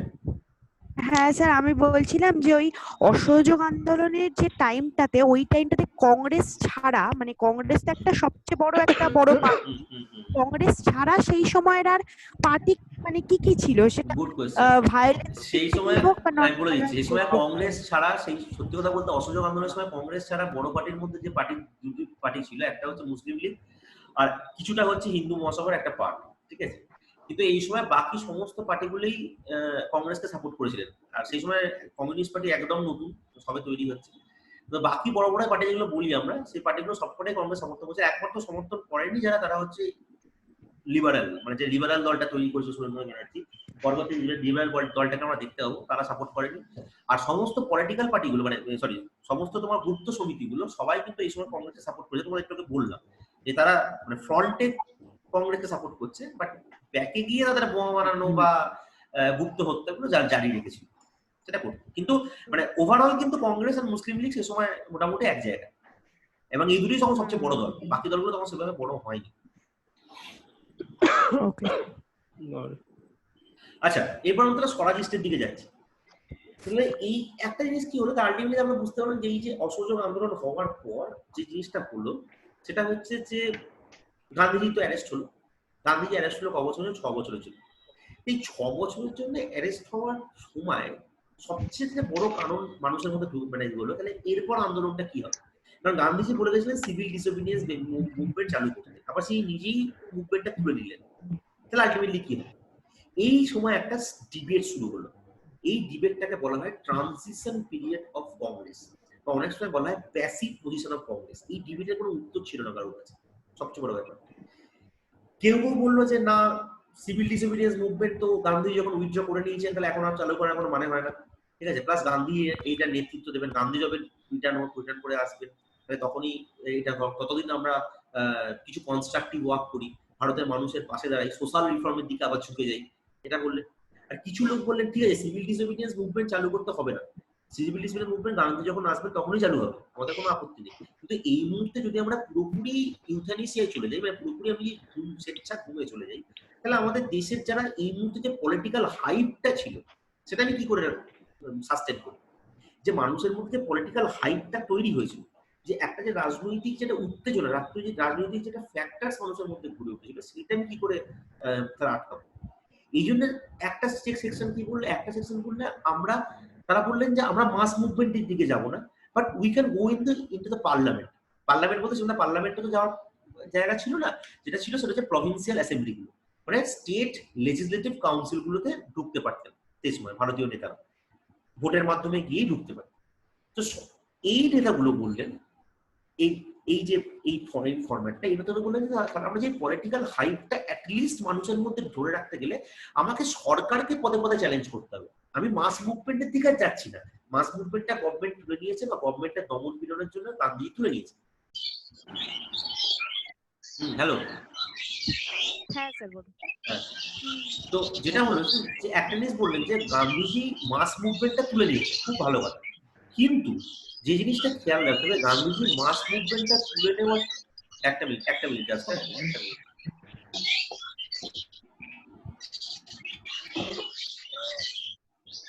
ব্ল্যাক হর্সটা কি আছে? Black horse? হ্যাঁ সেটাই আমিও ভাবছি, কি আওয়াজ সমানে করেই ওই সত্যি খুব আওয়াজ। পাখির আওয়াজটা বেশি শোনা যাচ্ছে। হ্যালো, হ্যাঁ স্যার বলুন। হ্যাঁ স্যার। দাঁড়া একটা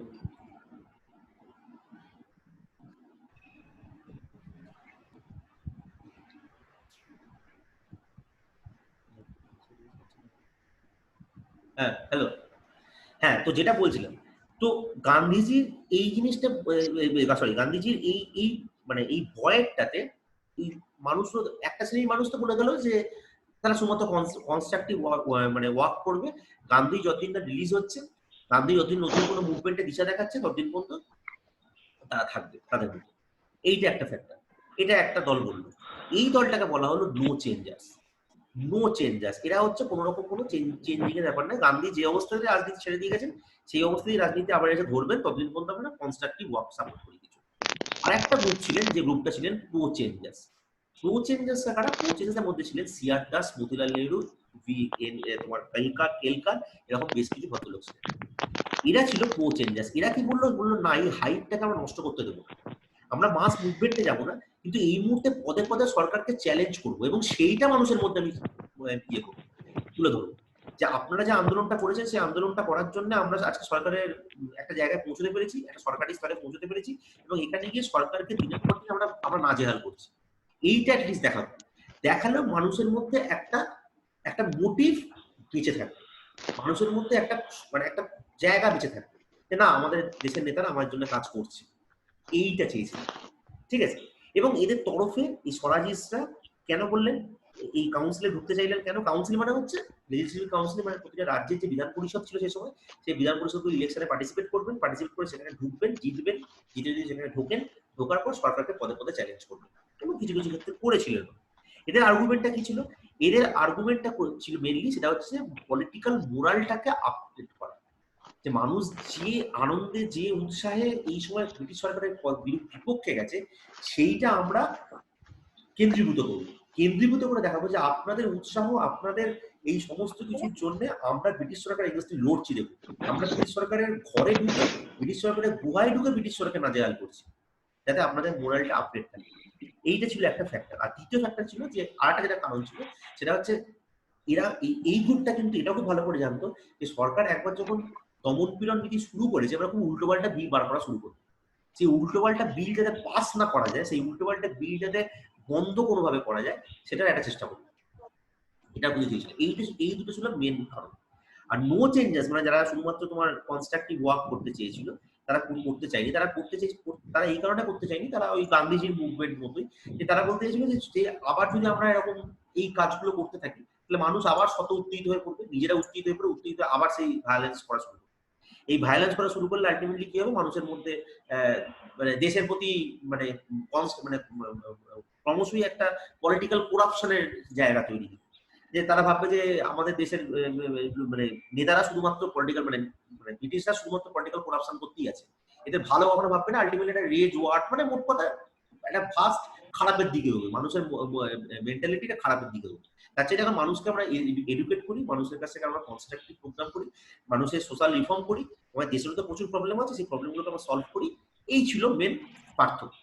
ঠিক আছে, এই প্রো চেঞ্জার্স আর নো চেঞ্জার্সদের মধ্যে এই ছিল পার্থক্য। এটা একটা রিডিং মারবে, এখানে আমি সেটা আমাদের বলেছি, ঠিক আছে, এটা তোমাদের একটুখানি খেয়াল রাখবে।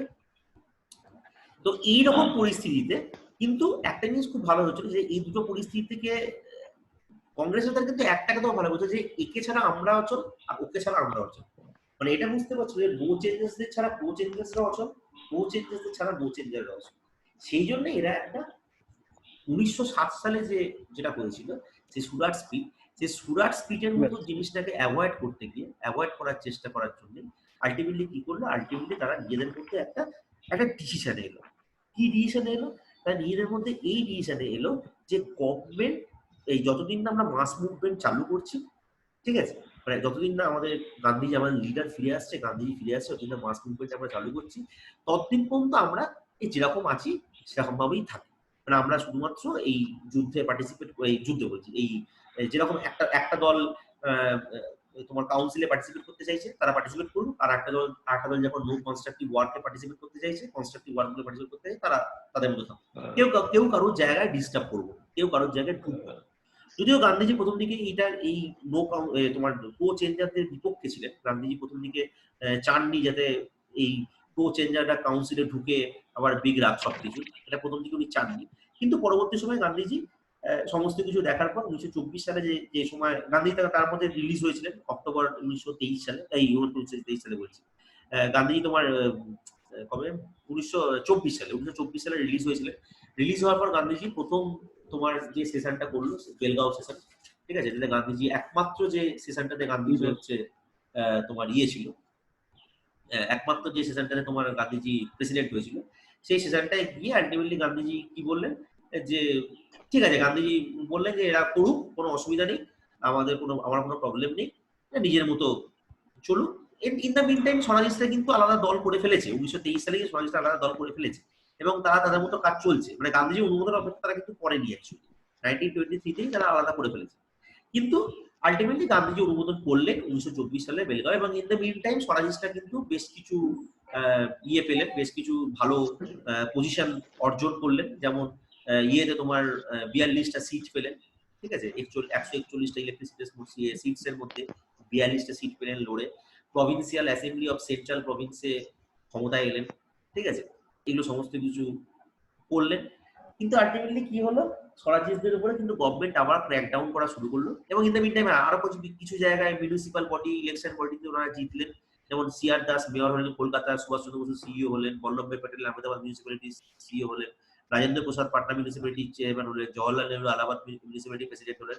মানে বিভিন্ন জায়গায় মোট কথা এরা একটা জায়গা তৈরি করলো, জায়গা তৈরি করে আলটিমেটলি প্রবেশ করলো, এবং প্রবেশ করার পর বেশ কিছু অ্যাচিভমেন্ট করলো, যেমন বেশ কিছু বিল আটকে দিল, যেমন তার সবচেয়ে বড় ইম্পর্টেন্ট বিল ছিল পাবলিক সেফটি বিল।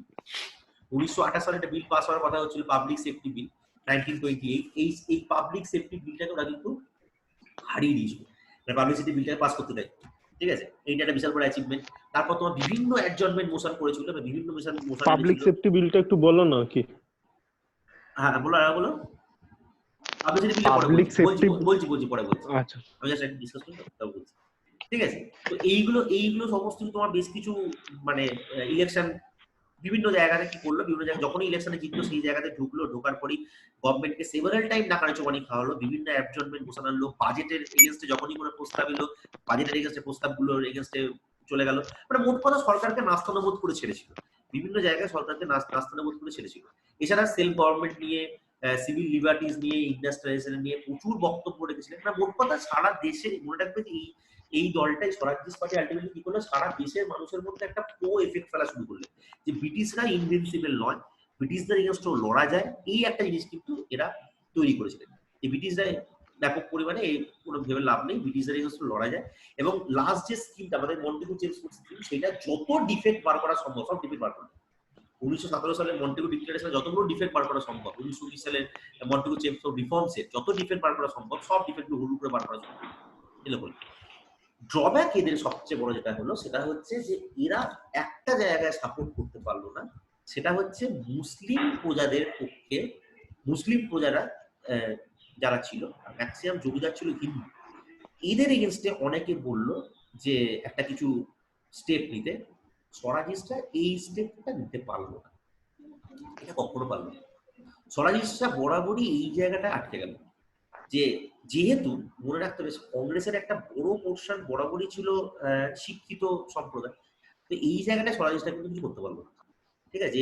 হিন্দু এদের এগেনস্টে যাওয়াটা, হিন্দু ল্যান্ডলর্ডদের এগেনস্টে যাওয়াটা, মুসলিম টেলেন্টের পক্ষে থাকাটা, এইটা কিন্তু স্বরাজিস্টরা একবারের জন্য দাঁড় করাতে পারলো না। এই একটা জায়গাতে গিয়ে আলটিমেটলি কি হলো, এই একটা জায়গাতে আলটিমেটলি তোমার মুসলিম সাপোর্টটা স্বরাজিস্টদের পক্ষ থেকে অনেকটা কমে গেল, এটা কিন্তু বিশাল বড় ফ্যাক্টর। আর তারপরে কি হলো, 1925 সালে স্বরাজিস্টরা সবচেয়ে বড় ধাক্কা খেল তাদের মেন নেতা চিত্তরঞ্জন দাসের মৃত্যু। এরপরই স্বরাজিস্ট দল আলটিমেটলি কি হলো, এরপরই আলটিমেটলি স্বরাজিস্ট দল ভাঙতে শুরু করলো, ঠিক আছে। স্বরাজিস্ট এবং তার আগে স্বরাজিস্ট দলের এগেন্সে দমন পীড়ন করা শুরু হয়েছিল, সিআর দাস অলরেডি জেলে গেছিল দুবার, সবকিছুই করেছে আলটিমেটলি, কিন্তু আর সেই টেম্পোটা ধরে রাখতে পারলো না, অনেক চেষ্টা করেছিল, টেম্পোটা ধরে রাখতে পারলো না।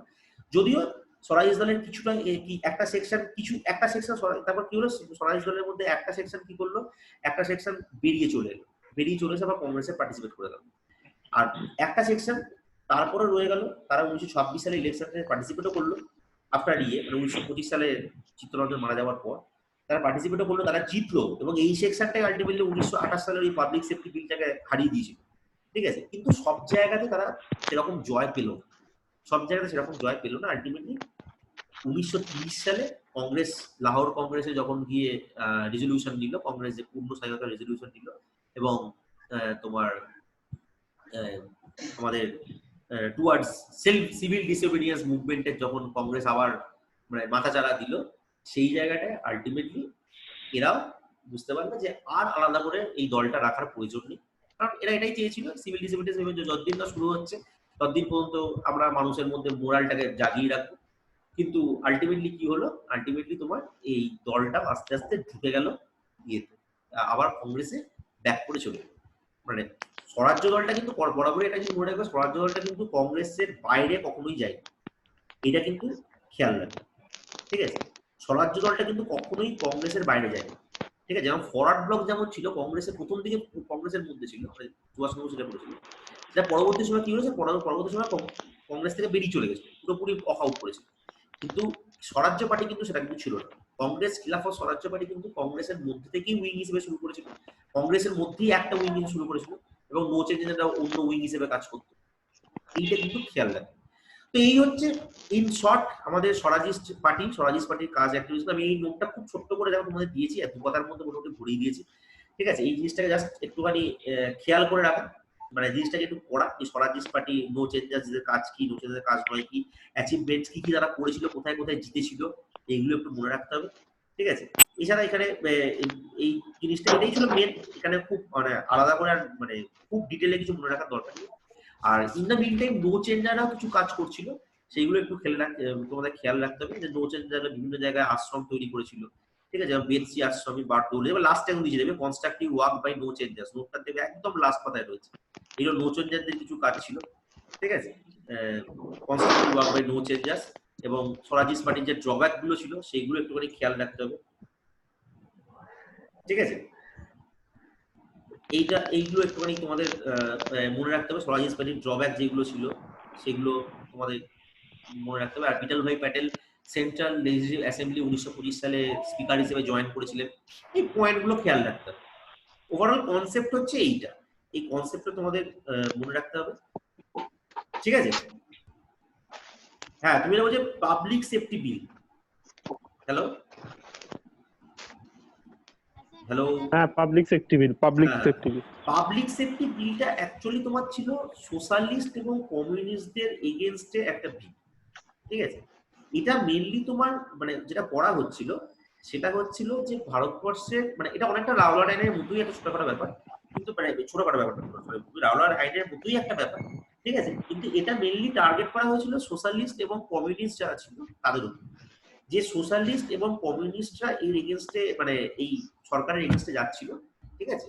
সেই তাদেরকে একটু বাগে আনার জন্য পাবলিক সেফটি বিলটা মানে করা হয়েছিল। এটা হচ্ছে একটা দমনমূলক বিল ছিল মেইনলি, ঠিক আছে? মানুষের রক্ষার্থে, মানুষের স্বার্থে যারা যারা মানুষের বিরুদ্ধে কাজ করবে তাদেরকে আমরা ধরে ফাঁসি দিয়ে দেবো বা এই জেল দিয়ে দেবো, এই জিনিসটা এই বিলটার এগেইনস্টেই মেইনলি তোমার ওই বোমটা ফেলেছিল ভগৎ সিংরা, ঠিক আছে? এই বিলটার আরেকটা বিল ছিল, দুটো বিল আরেকটা বিল ছিল, ওর মধ্যে খেয়াল নিয়ে আমার এই পাবলিক ট্রেড ডিসপিউট বিল।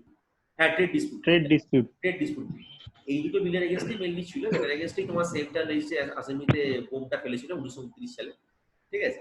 তো আলটিমেটলি এই বিলটা পাস হয়নি, ঠিক আছে? এবং বিলটা পাস হয়নি এবং দ্বিতীয়ত এই বিলটাকে বিভিন্ন প্রভিন্সও পাস করতে দেয়নি, বিভিন্ন প্রভিন্সে পাস করতে না দেওয়ার কৃতিত্বটা পুরোপুরি স্বরাজিস্ট পার্টি বিভিন্ন প্রভিন্সে পাস করতে দেয়নি। আর সেন্ট্রাল লেজিসলেটিভ জায়গাতে বিভিন্ন জায়গাতে এরা আলটিমেটলি বোমটা আনা নেওয়ার পর এই বিলটা আস্তে আস্তে উচ্চ করে দিয়েছিল। এটা মেইনলি ছিল সোশ্যালিস্ট আর কমিউনিস্টদের এগেইনস্টে একটা বিল ছিল, ঠিক আছে? ঠিক আছে। স্যার সোশ্যালিস্ট পার্টিটা হঠাৎ করে মানে কেন উঠলো, মানে কি কিসের উপর ভিত্তি করে সোশ্যালিস্ট পার্টিটা উঠলো? এখন নয়, আরো পরে সোশ্যালিস্ট পার্টি আরেকটু পরে আসবে, 1934 সালে আসবে দ্য কংগ্রেস সোশ্যালিস্ট পার্টি। আচ্ছা আচ্ছা, সোশ্যালিস্ট পার্টির মেইন কাজটা হচ্ছে তোমার মানে সোশ্যালিস্ট পার্টির যে ব্যাপারটা ছিল সেটা হচ্ছে মানে ওরা একটা কথা আগেও বলেছে, আমরাও বলছি যে কংগ্রেস কিন্তু বরাবরই ডমিনেটেড ছিল বাই আপার ক্লাসেস, এগুলো খেয়াল রাখবে। পরবর্তী নেতাগুলো ছিলেন, সেই নেতাগুলো যেমন জওহরলাল নেহরু, সুভাষচন্দ্র বসু, এরা প্রত্যেকেই যেটা বলতেন যে শুধুমাত্র আপার ক্লাসের দল হলে এই দলটাকে বেশি টিকিয়ে রাখা যাবে না, মানুষের মধ্যে ঢোকাতে হবে এবং কংগ্রেসের কিছু সোশ্যালিস্ট ওয়ার্ডকেও আনতে হবে। যেমন অ্যাকচুয়ালি ব্যাপারটা কি হচ্ছিল, কংগ্রেসের একটা সোশ্যালিস্ট উইং ছিল, কিন্তু মেন যে কংগ্রেস দলটা সেই দলটা কিন্তু সোশ্যালিস্ট কাজকর্ম ওটা ছিল না, সোশ্যালিস্ট কাস্টম মানে হচ্ছে মানুষের মধ্যে ভেদাভেদ দূর করা, মোট মানে একদম মানে মোদ্দা কথা বললে, লেভেল ল্যাঙ্গুয়েজ বললে মানুষের মধ্যে ইয়ে দূর করে একটা রাইট টু ইকুয়ালিটি ফর্ম করা। যে রাইট টু ইকুয়ালিটি ফর্ম করার জায়গাটা কিন্তু কংগ্রেস কখনোই আসছিল। কংগ্রেসের সোশ্যালিস্ট কিছু দল ছিল সেগুলো তারা করতো, কিন্তু কংগ্রেস পার্সোনালি আসতো। ঠিক আছে। আর একটা যেটা ব্যাপার ছিল সেটা হচ্ছে সোশ্যালিস্ট পার্টির মধ্যে যেটা আরেকটা যে জিনিসটা ছিল, মানে যে মোটিভটা ছিল সেটা হচ্ছে মানুষকে মানে মানুষকে একটা উন্নত দেশের দিকে তো আমরা এগোচ্ছি। তাই পুরোনো যে ধ্যান ধারণাগুলো ছিল, কাস্টিজম, রিজার্ভেশন, এই রিজার্ভেশন বলছি তোমার মানে হিন্দু মুসলিম ডিসপুট, এই ডিসপুট গুলো থেকে মানুষকে আস্তে আস্তে বের করা। ঠিক আছে। এইটা ছিল সোশ্যালিস্ট পার্টির মেন কাজ। সোশ্যালিস্ট পার্টির মেইন ব্যাপারগুলো ছিল এইটা, মানুষকে মানুষের মতো করে গণ্য করে একটা পৃথিবীর মধ্যে আমরা ভারতের মধ্যে সবাইকে সেম প্ল্যাটফর্ম দেওয়ার চেষ্টা করা। এইটাকে সোশ্যালিস্ট পার্টির মেইন কাজ। সাম্যের কথাটা মেনলি আনা। আচ্ছা, আরেকটা হচ্ছে স্যার ওই কংগ্রেসের আপনি ওয়ার্কিং কমিটির কথাটা বললেন, ওটা মানে কংগ্রেসের কোর যে কমিটিটা আর কংগ্রেস ওয়ার্কিং কমিটি, এই দুটোর কি ডিফারেন্স? মানে এই দুটো বলতে কংগ্রেস কোর কমিটিটা বরাবরই ছিল। ঠিক আছে। কংগ্রেসের কোর কমিটিটা কোর কমিটি মানে হচ্ছে যে লোকগুলো একটা কমিটির মধ্যে প্রচুর লোক তো থাকে, তার মধ্যে ওই কতগুলো কমিটি, যেমন আমাদের কেন্দ্রীয় মন্ত্রিসভা, যে মন্ত্রিসভা কতগুলো লোক থাকছে, আর তারপর সাংসদ থাকছে। সাংসদ হচ্ছে কংগ্রেসের মতো, আর মন্ত্রিসভাটা হচ্ছে তোমার ছিল অনেকটা কোর কমিটির মতো। এবার মন্ত্রিসভার মধ্যে একটা কোর কমিটি তৈরি হতে পারে, যেটা আমরা বলি ক্যাবিনেট, এটা আমাদের এখন হয়ে থাকে। ক্যাবিনেট হচ্ছে মন্ত্রিসভার মধ্যে একটা কমিটি, সেটা হচ্ছে ওয়ার্কিং কমিটি। একদম টিপ অফ দ্য আইসবার্গে থাকছে, যারা সব ডিসিশন নেওয়ার ক্ষেত্রে এদের উপর আরো বেশি করে রিলাই করা হয়। তার মানে ওয়ার্কিং কমিটিটাই মেইন, মানে হ্যাঁ, তারপর থেকে ওয়ার্কিং কমিটিটা মেইনলি মোটামুটি মেইন হয়ে গেছিল। এবং এরপরে যখন আমরা এই তোমার আমরা যখন সুভাষ চন্দ্র বসুর গল্পগুলো পড়বো 1939 তখন দেখবি ওয়ার্কিং কমিটি নিয়ে অনেক কিছু বলবো। তখন ওয়ার্কিং কমিটি থেকে বিদায় দেওয়ার চেষ্টা করা, ওয়ার্কিং কমিটি থেকে বের করে দেওয়ার চেষ্টা করা গুলো আছে। কোর কমিটি তখন আর ইতিহাস হয়ে যাবে। নো চেঞ্জার্স যেটা, এটা কি স্বরাজিস্ট পার্টির অংশ নাকি কংগ্রেসের অংশ? না, এটা কংগ্রেসের অংশ, কিন্তু এটা স্বরাজিস্ট পার্টিকে মানে অপোজ করে। কংগ্রেসের মধ্যেই ছিল, স্বরাজিস্ট পার্টিকে আলাদা করে অপোজ করেনি। এর বাংলা কোনো টার্ম আছে নো চেঞ্জার্স এর? মানে আমরা পড়েছি এর আগে এরকম কিছু?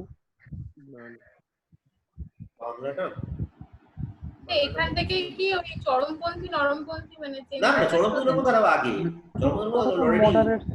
ওটা তো প্রথম দিকে চলে গেছে।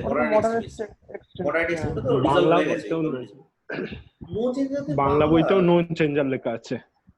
নো চেঞ্জার জীবন দিল।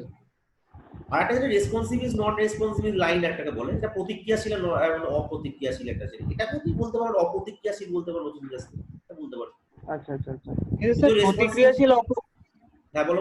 রেসপন্সিভিস্টটা নন রেসপন্সিভিস্টটা তো মানে সিআর দাসের মৃত্যুর পরে তৈরি হয়েছিল, এটা যেহেতু সাম্প্রদায়িক। আমি জাস্ট বাংলাটা বলছি, মানে আমি বাংলাটা করার চেষ্টা করছি। আচ্ছা আচ্ছা। নন রেসপন্সিবিল লাইনটা তো মানে একদম স্বরাজ্য দল থেকেই বেরিয়ে ওটা ওই দুটো দল তৈরি হয়েছিল।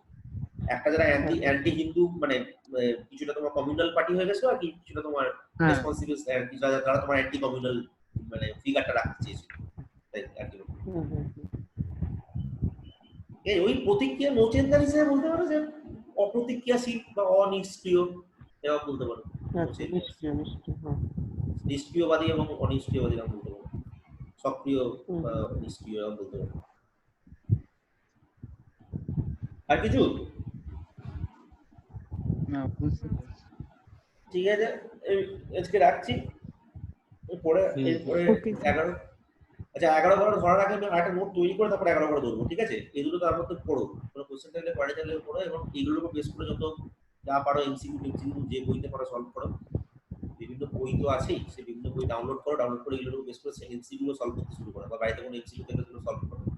শুধুমাত্র কিন্তু পড়ে বুঝি মানে পড়ছি আলোচনা করছি এটা করলে কিন্তু হবে না, কিন্তু একটু তোমাদের চেষ্টা করতে হবে যাতে এমসিকিউ সলভ করতে পারে চ্যাপ্টারগুলো।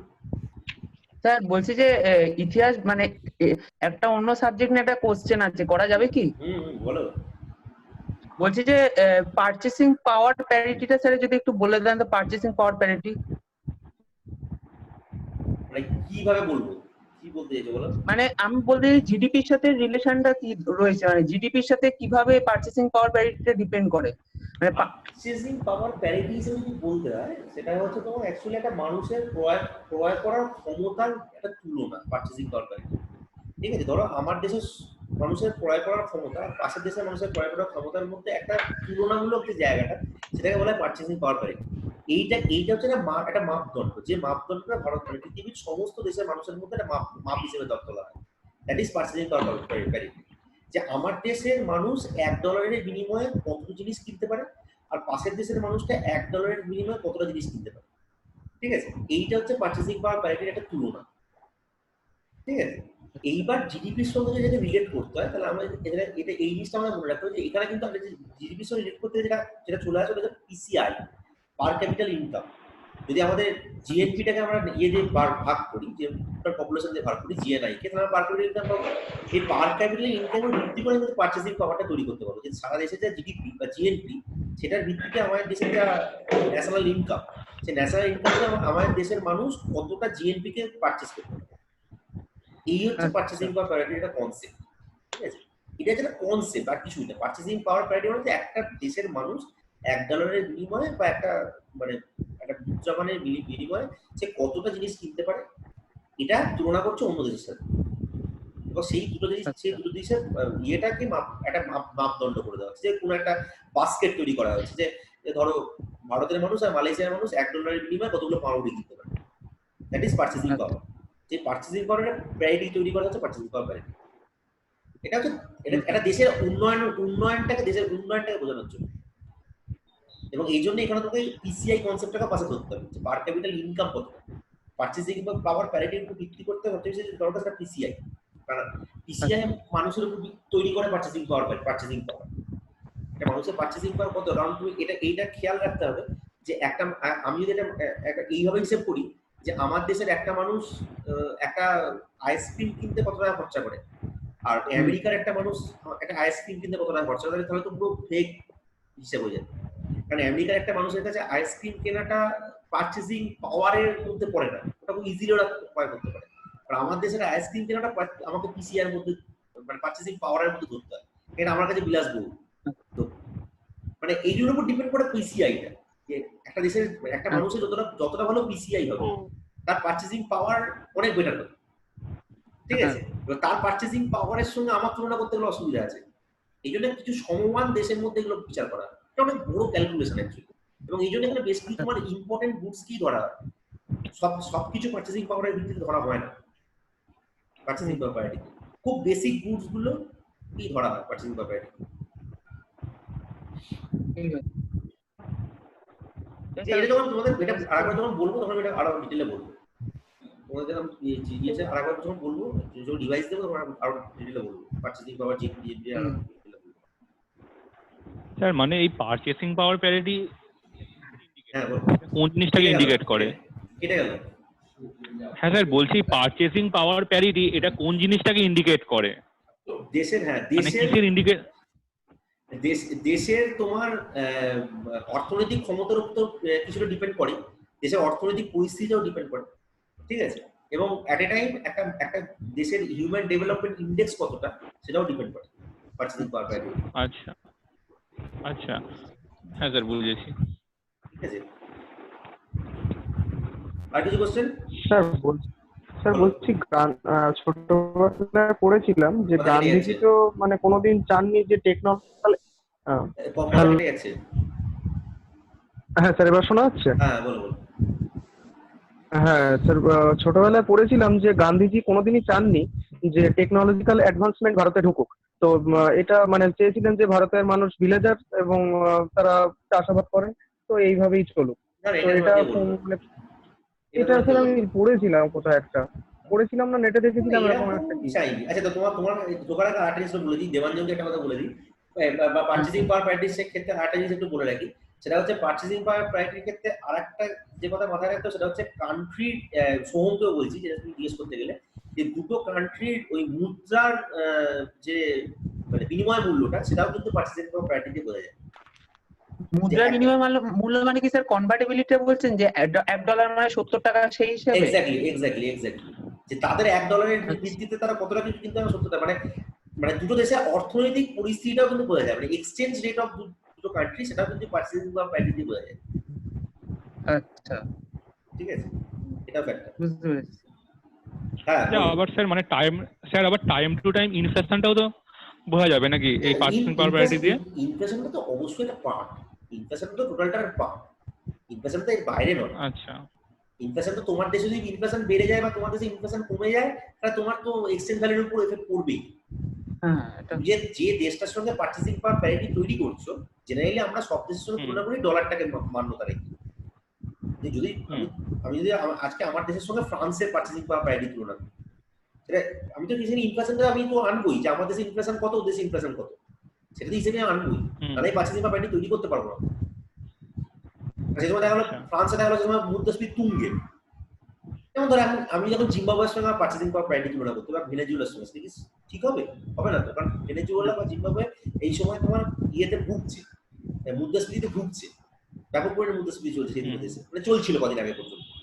সেখানে আমাদের দেশে মুদ্রাস্ফীতি নেই, তাই পার্চেসিং পাওয়ার প্যারিটি তুলনা করবো, ওই দুটো দেশে কখনোই তুলনা করতে পারবো না। করতে গেলে আমাকে মুদ্রাস্ফীতিটাকে অ্যাকাউন্টে আনতে হবে। আচ্ছা, বুঝেছি।